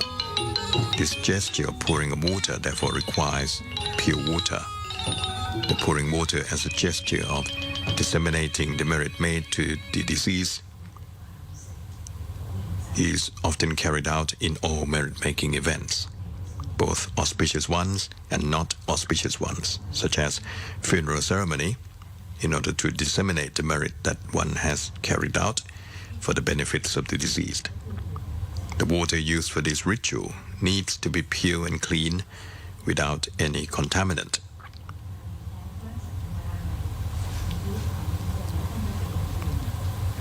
So now for the next group of monks, from the total of 93 monks, are due to receive the offering of saffron robes from His Majesty the King. The tradition of having monks equal in number to the age of the deceased chant prayers at a funeral or memorial has roots in ancient Buddhist merit-making and Thai royal monastic tradition. The practice of inviting a number of monks equal to the age in years of the deceased stems from Theravada Buddhist custom, interwoven in with the Thai court and temple traditions. It reflects the principle of merit transference. Patithanamai, that is performing acts of merit and dedicating them to the departed. Each monk symbolizes one completed year in life of the deceased. Thus, the total number of monks represents the fullness of the life lived. And this gesture expresses both gratitude and a wish for continued blessings and peaceful transition in the next existence.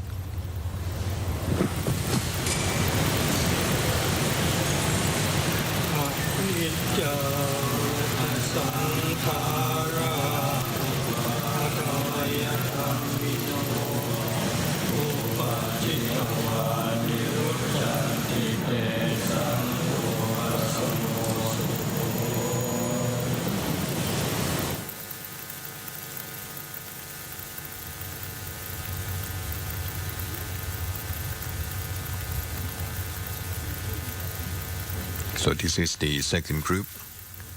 of monks out of the 93 honorific monks that participated in the chanting of Parita yesterday evening during the royal merit making on the occasion of the 15th day following the passing of Her Majesty Queen Sirikit, the Queen Mother.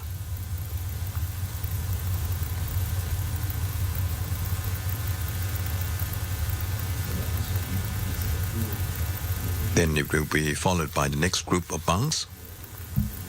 who will receive this offering of the saffron robes until all the total number of 93 monks receive the offerings of the patrai or the saffron robes from Their Majesties the King and Queen and also Her Royal Highness Princess Maha Sirinthorn. Her Majesty the Queen and Her Royal Highness Princess Maha Sirinthorn will be graciously designated by His Majesty the King to represent him in presenting the saffron robes to the later groups of the Sanghas. In the royal and state funeral traditions of Thailand, the number of chanting monks traditionally matches the number of years in the royal person's age at death. So in this case, of the passing of Her Majesty Queen Sirikit, the Queen Mother, who was 93 years old, 93 monks are invited to chant. This practice not only honors the individual's long life, but also signifies the completeness of their years in worldly existence, while invoking blessings for a peaceful passage to the next state of being.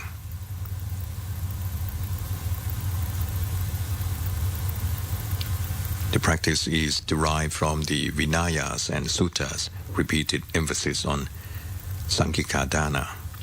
offering and rites conducted before the whole Sangha bring greater merit.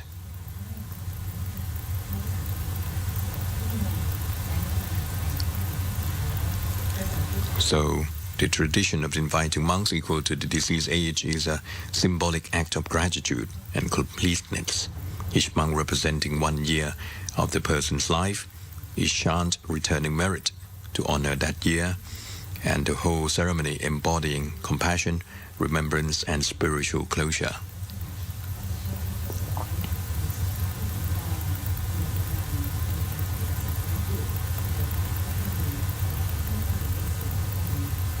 His Majesty the King is now laying the offering of saffron robes for this next group of 11 monks.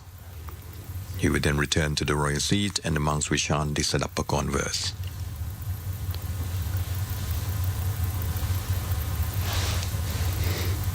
I have mentioned about the arrangement of the monastic order. It has institutional significance. The monarchy, by granting these titles, reinforces the connection between the state and the Sangha, aligning monastic authority with royal patronage and national religion. For lay people, the title of monk signals his standing, experience, and trustworthiness. It helps in identifying senior teachers, abbots, and spiritual leaders.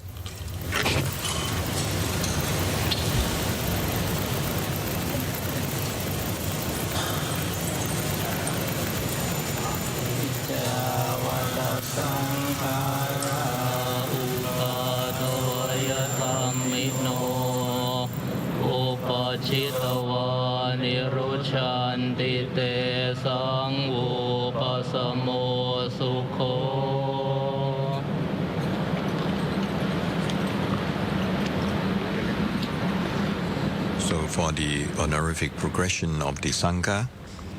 apart from the institutional significance and social significance, there's also the religious symbolic significance, as it honors monks who have earned merit, upheld discipline, taught widely,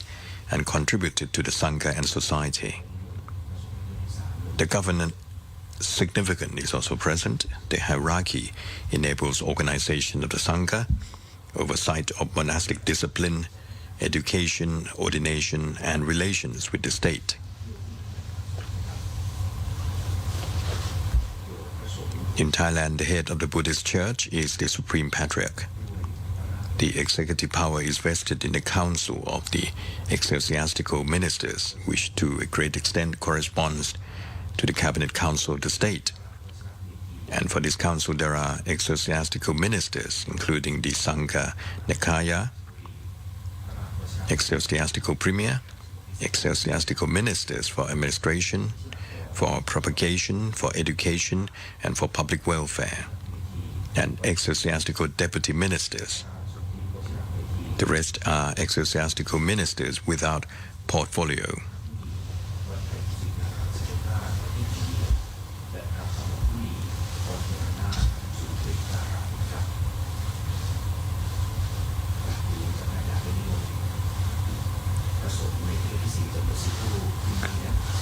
Now, the next group of 10 honorific monks who chanted the Paritta yesterday are taking their seats on the monastic platform. Yesterday there was a presentation of a sermon, a Buddhist sermon, by Phra Phrum Vajrarangsi from Wat Bo Nivet Vihan in Bangkok. The sermon is titled Piya Karana Dhammakatha. This is a discourse in commemoration of the royal virtues and to adorn the perfection of wisdom on the occasion of the royal merit-making ceremony, in accordance with the Buddhist tradition of offering merit to the departed, in this case to Her Majesty Queen Sirikit, the Queen Mother, of revered grace, whose passing has now reached the 15th day. And the royal meritorious act was performed in observance of the Dharma of gratitude, as befits the conduct of the noble and virtuous, in accordance with the Pali scriptural teaching. Gratitude and grateful acknowledgement are the proper attributes and practices of the noble and good. His Majesty the King graciously designates Her Majesty the Queen to present the offering of saffron robes to this group of honorific monks who chanted Paritta yesterday. Following the receipt of the saffron robes, the monk will chant the Sadapagon verse.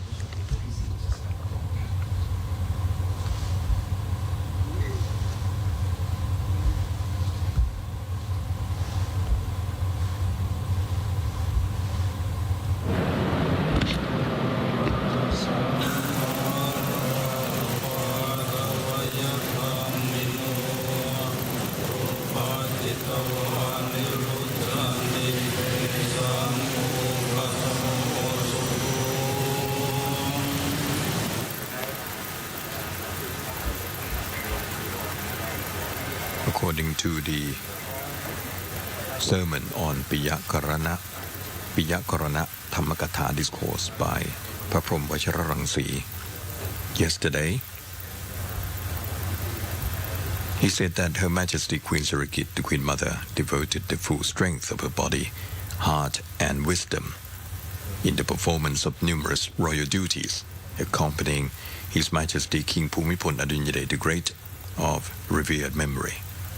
She bestowed love and compassion upon her subjects as a mother cares for and protects her beloved children. Her Majesty was endowed with immense merit and spiritual power, dedicating herself to the happiness and prosperity of the nation, the religion, and the people in countless ways that defy description, both in her personal virtues and her selfless acts for the public good. Her Majesty possessed keen discernment and far-reaching vision, extending throughout the realm. Together with His Majesty and the royal family, she graciously traveled to visit her people in every region and condition. No village too remote,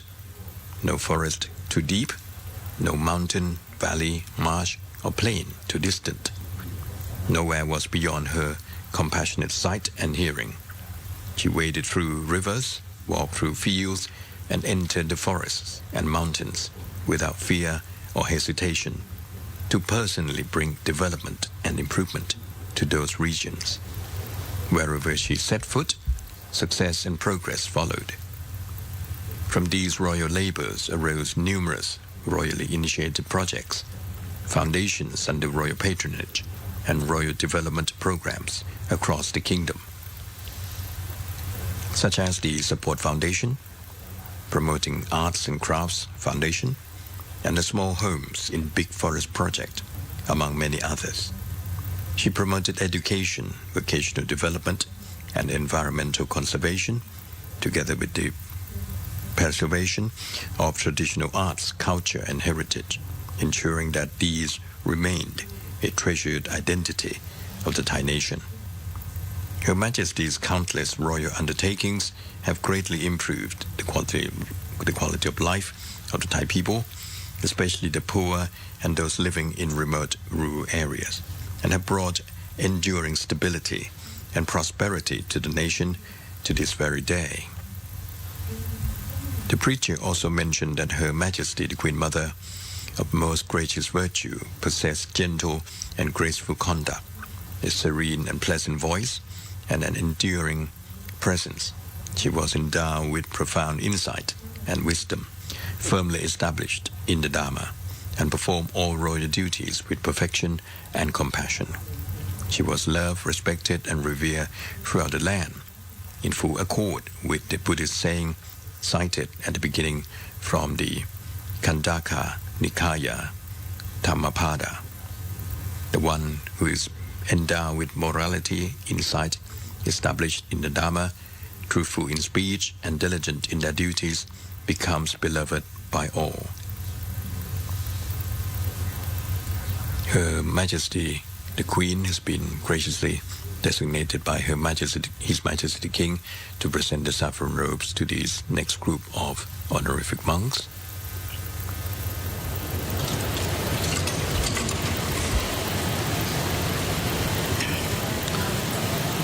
Nijavata Sankhara Upathavaya Dhammino Upachitava Niruchanti Te Sang Upasamo Sukho.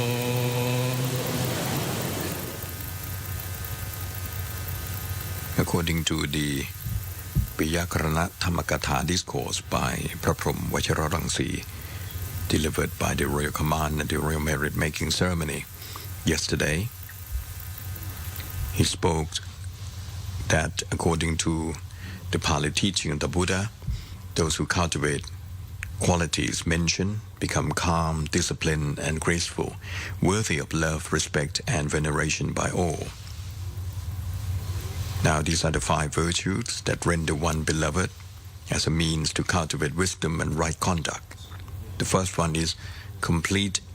in morality.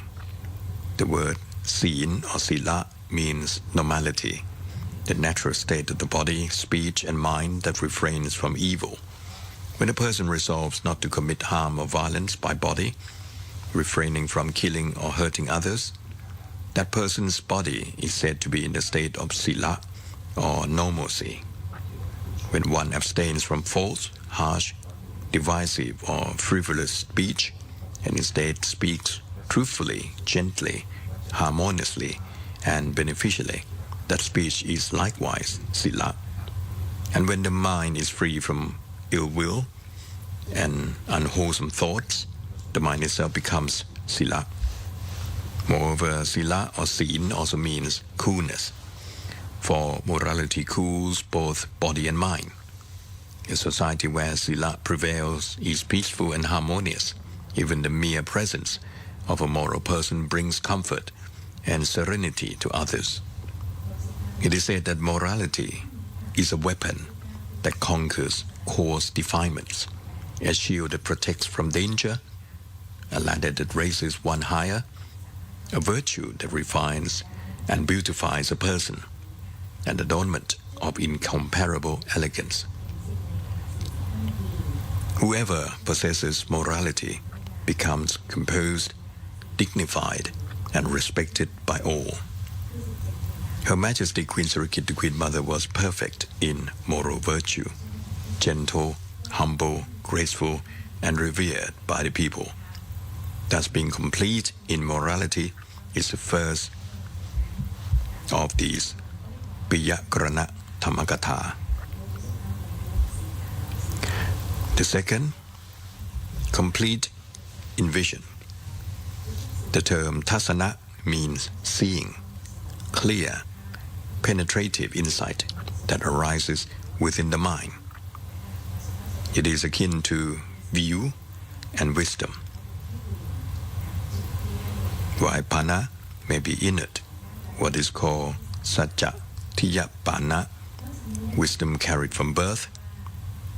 tasana refers to insight arising from study, practice, and contemplation, leading to direct realization of truth as it truly is. Such insight allows one to perceive causes and results, to understand deeply, and to apply that knowledge for true benefit. Her Majesty the Queen has just presented another set of 7 robes to the next group of honorific monks. Out of the 93 monks who chanted Parita,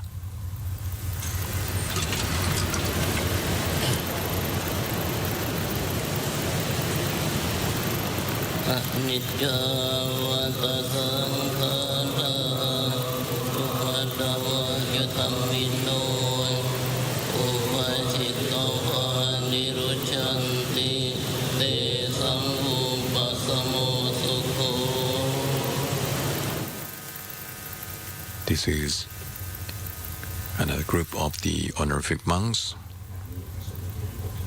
Out of 93 monks participating in today's event, equal in number to the age of Her Majesty Queen Sirikit, the Queen Mother. This is part of the traditional conduct of royal merit making ceremony for the royal remains of members of the monarch.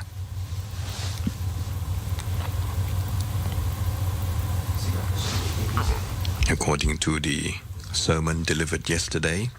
Piyakarana Dhammakatha discourse by Praprom Vajrarangsi, he mentioned about the being complete in vision. Such insight allows one to perceive causes and results, to understand deeply, and to apply the knowledge for true benefit. For example, when the 5 ascetics heard the Buddha's first sermon, 4 did not yet attain realization, but Konana experienced awakening at that moment, realizing the truth. All things that arise are subject to cessation. This realization is tasana. When such seeing arose in his mind, defilements subsided, and he attained stream entry, becoming the Buddha's first noble discipline, the first noble disciple. Thus, one endowed with tasana possesses excellent vision and foresight, perceiving clearly the causes, results, and means for improvement and progress. Her Majesty the Queen Mother was perfect in tasana, endowed with far-sighted vision and deep understanding.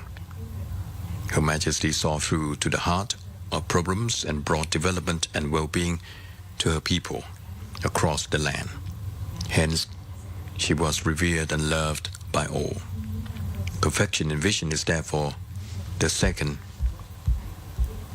Piyakarana Dhammakatha.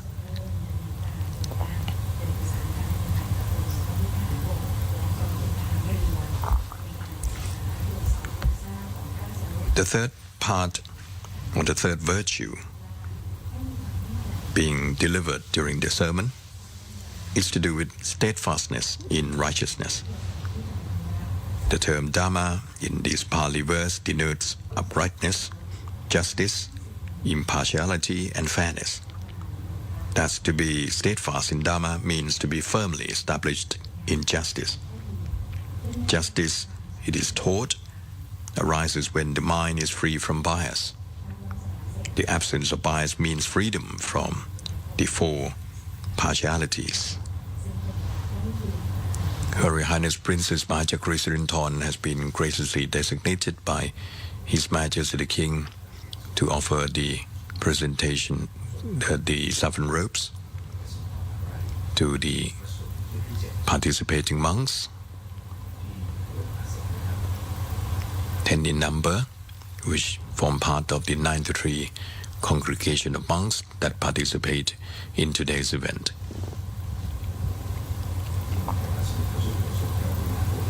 Talking of the four partialities,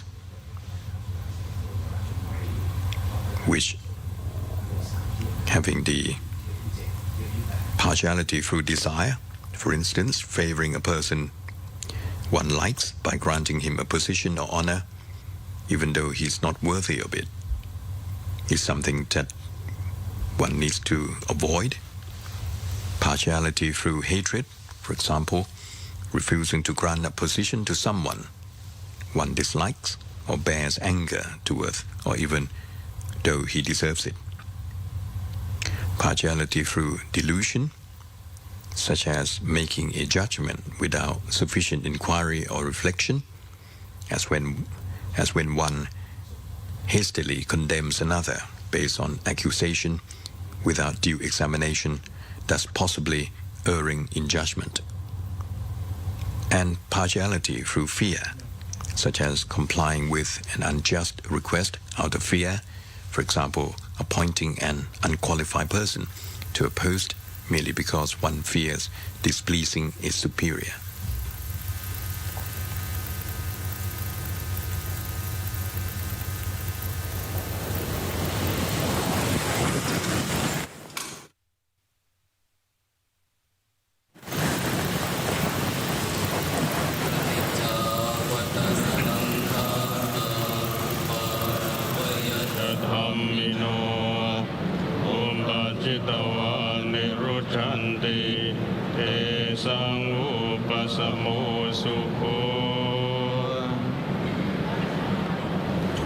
During the presentation of saffron robes by Her Royal Highness Princess Maha Sirinthorn,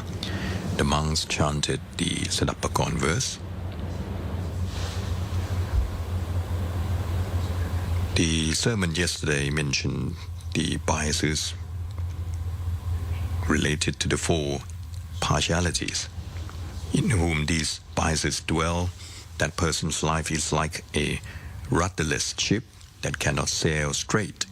veering left and right. It eventually stalls, it cannot move forward. Such a life cannot prosper, it remains in darkness as the moon on the 15th of the waning fortnight. As the Buddha declared, whoever transgresses righteousness through desire, hatred, delusion or fear, his honor and reputation decline and fade, just as the moon wanes in the dark fortnight. Therefore, those who are steadfast in Dhamma, upright and just in all things, are loved and respected by all. Her Majesty Queen Sirikit, the Queen Mother, was steadfast in righteousness and justice, extending her benevolence and compassion equally to all her subjects without favoritism, and thus she was deeply revered and beloved by the people. And this is the third Piyakarana Thammakatha discourse, according to Praprum Vajrarangsi, who delivered the sermon yesterday. Now we come to the fourth virtue, truthful speech. Satya, or truth, means what is real, genuine, and certain. Truthful speech is one of the foremost virtues of a person. Whoever speaks truth, the wise declare, is deserving of honor, respect, and trust, one who can be relied upon. Therefore, the Blessed One admonished that one should guard and uphold the truth. The person who guards the truth is one who speaks as he acts, and acts as he speaks, in accordance with the Buddha's teaching. One who speaks as he acts. True speech, which brings real benefit and happiness, should be gentle, harmonious, beneficial, and appropriate to time and circumstance. A person who habitually speaks in this way earns the trust, respect, and veneration of others. Her Majesty Queen Sirikit, the Queen Mother, was firmly established in truth and sincerity. One who speaks truthfully. For this reason, the Thai people remain loyal, devoted, and reverent towards Her Majesty. And this is the fourth Piya Karana Kammakatha. The fifth virtue is the diligence in one's duties. Concerning this, the Blessed One taught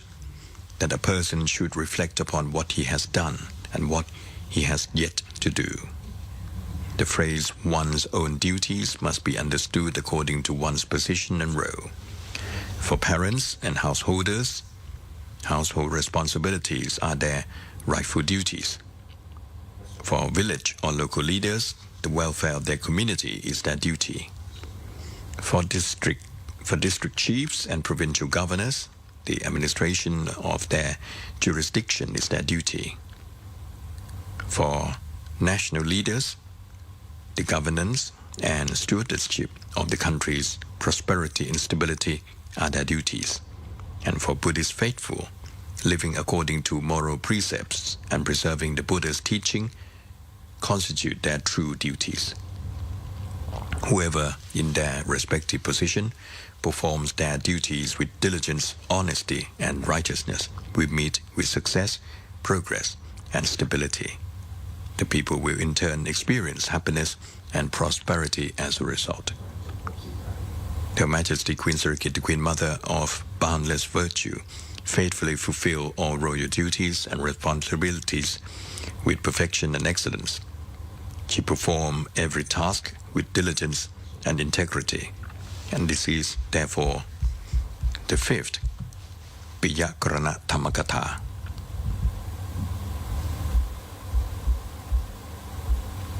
Her Royal Highness Princess Maha has graciously presented saffron robes to the monks.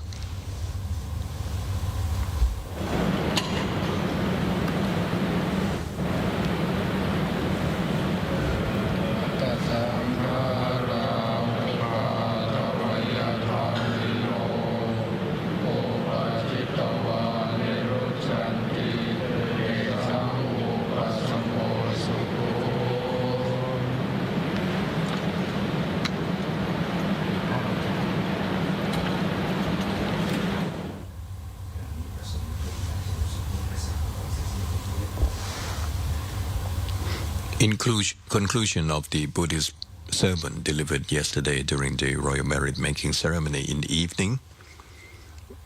when these five Piya Karana Tham, the perfection in morality, perfection in vision, steadfastness in righteousness, truthfulness in speech, and diligence in one's duty are fully established in a person, that person becomes loved, respected, and revered by all. Her Majesty Queen Sirikit, the Queen Mother of most exalted virtue, was steadfast in all five of these noble qualities, evident to the Thai people and admired throughout the world. Nations and peoples everywhere have joined in offering praise, loyalty, and reverence to Her Majesty in immeasurable abundance, as has been delivered in the discourse yesterday. By the power of the royal merit and virtuous acts performed through this offering and dedication of merit by His Majesty the King of supreme grace and virtue, the preacher said that may the full blessings and fruitful results of these merits be dedicated to Her Majesty Queen Sirikit, the Queen Mother, in fulfillment of His Majesty's royal intention in every way and respect.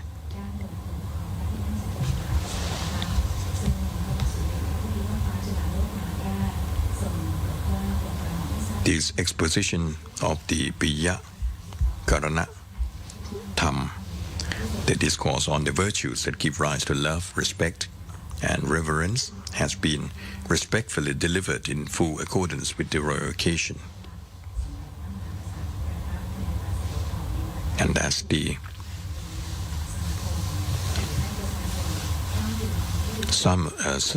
sermon delivered yesterday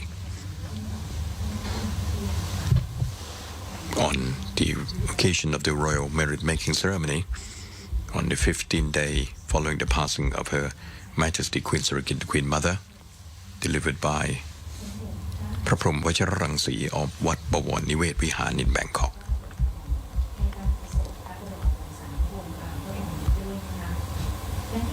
The sermon portrays Her Majesty Queen Sirikit, the Queen Mother, as a living embodiment of the 5 Piyakaranatham, a model of moral purity, wisdom, justice, truth, and devotion to duty, whose virtues continue to illuminate the Thai nation and uphold the moral ideals of the Buddhist faith. The sermon concludes that those endowed with these 5 virtues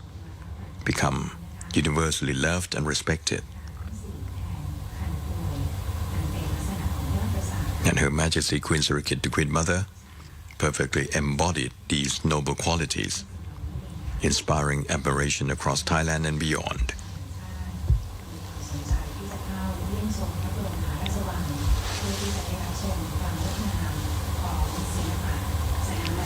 Her Royal Highness Princess Maha Sirinthorn, by the gracious command of His Majesty the King, is now offering the saffron robes to the next group of monks. Out of the 93 monks taking part in today's event, equivalent in number to the age of Her Majesty Queen Sirikit, the Queen Mother.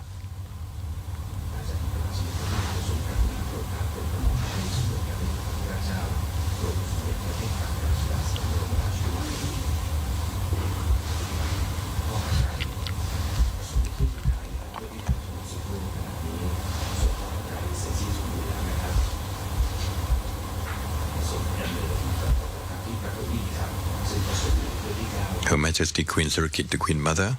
regarded being a mother as her most significant role. Her Majesty's loving kindness and deep concern for the people, particularly the underprivileged and those in distress, place her in the prestigious status as the mother of the Thai nation.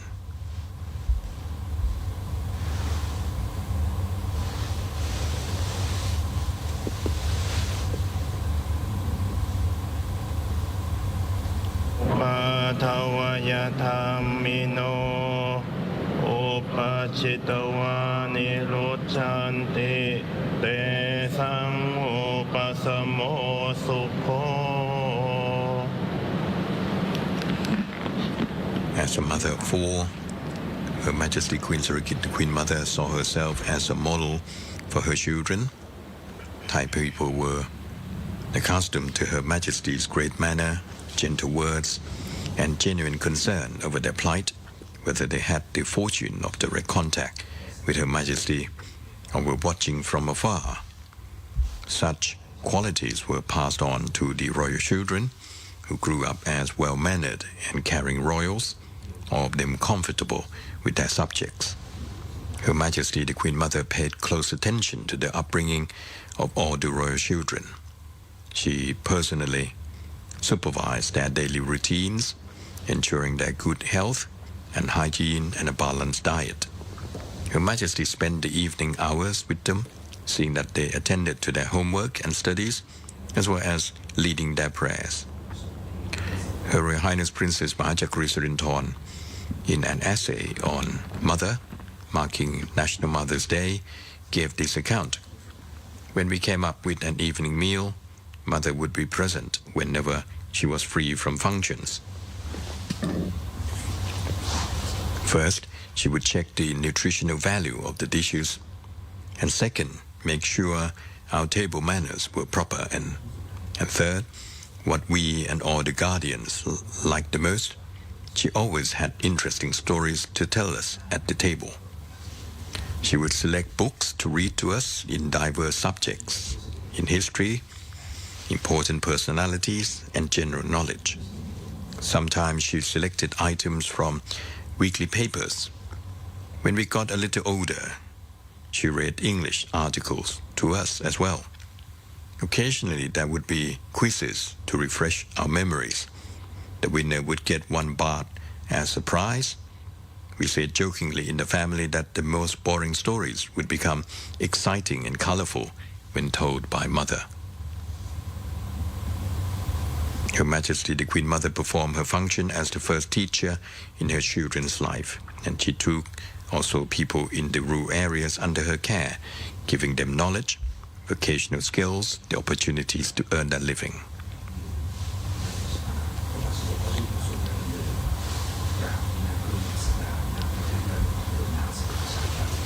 His Majesty proceeds to the front of the table of offerings in front of the royal platform underneath the 90th Great White Umbrella of State and pays homage. Their Majesties the King and Queen proceed to the front of the royal urn and pay homage to the royal remains of Her Majesty Queen Sirikit the Queen Mother.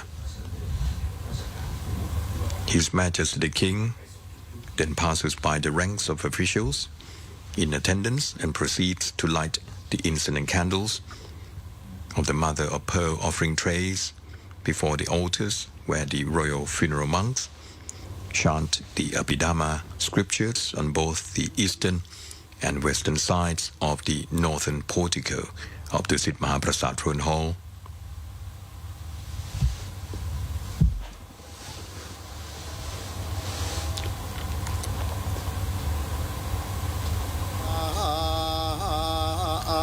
He then pays homage and graciously receives the homage of those in attendance. The monks chant Abhidhamma scriptures.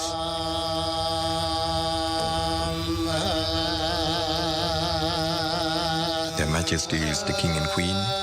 accompanied by His Royal Highness Prince Tipankon Rasami Chod, Maha Wachirottamangkul, Sirik Vibun Rajakuman, and her noble consort Srininath Pilak Kalyani will depart from the Dusit Maha Prasat Throne Hall, descending by the Krasan porch of Pimat Rathiya Throne Hall to enter the royal motor car and the gate beside Rajakaranya Sabha Pavilion and return to Ampon Satan Residential Hall Dusit Palace. Their Majesties the King and Queen are now in conversation with Her Royal Highness Princess Maha Sirinthorn, as well as Her Royal Highness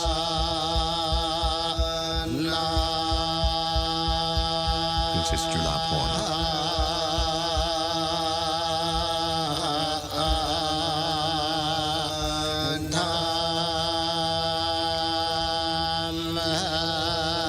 Her Royal Highness Princess Maha Sirinthorn, Her Royal Highness Princess Julapon, กรมพระสวัสดิ์กรมพระศรีสว่างควัต Her Royal Highness Princess Atityathon Kittikun stand before their royal chairs.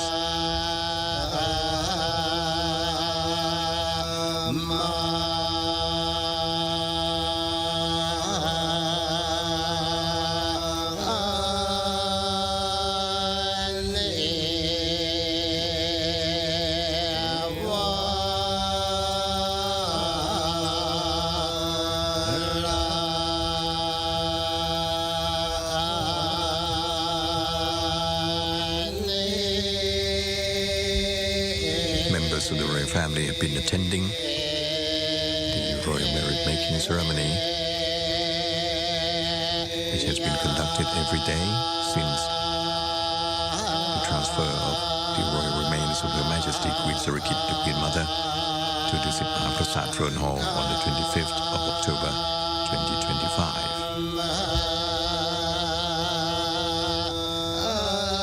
Her Royal Highness Princess Maha Sirinthorn, Her Royal Highness Princess Julapon กรมพระศรีสว่างควัต Her Royal Highness Princess อุบลรัตนราชกัญญา have been presiding over the royal merit-making ceremony during this time. You can see here the royal urn of Her Majesty Queen Sirikit, the Queen Mother.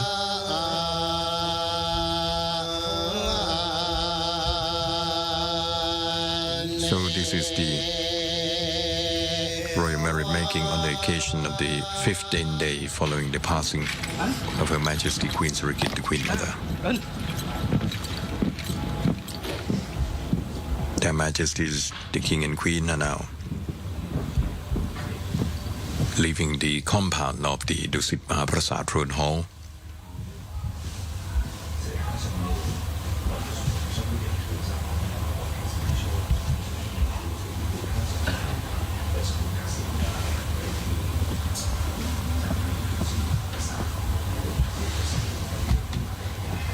So this is the view of the Dusit Maha Prasat Throne Hall, the venue of the royal merit making ceremony, and where the royal remains of Her Majesty Queen Sirikit, the Queen Mother, will be lying in state until the royal cremation, which will take place in about a year's time from now. It is located in the middle court of the Grand Palace, one of the oldest and most significant ceremonial buildings of the Thai monarchy. Built in 1789 by King Rama I, the founder of the Ratanakosin era. It stands on the west side of the middle court within the Grand Palace presence. The middle court houses the principal throne halls and state apartments,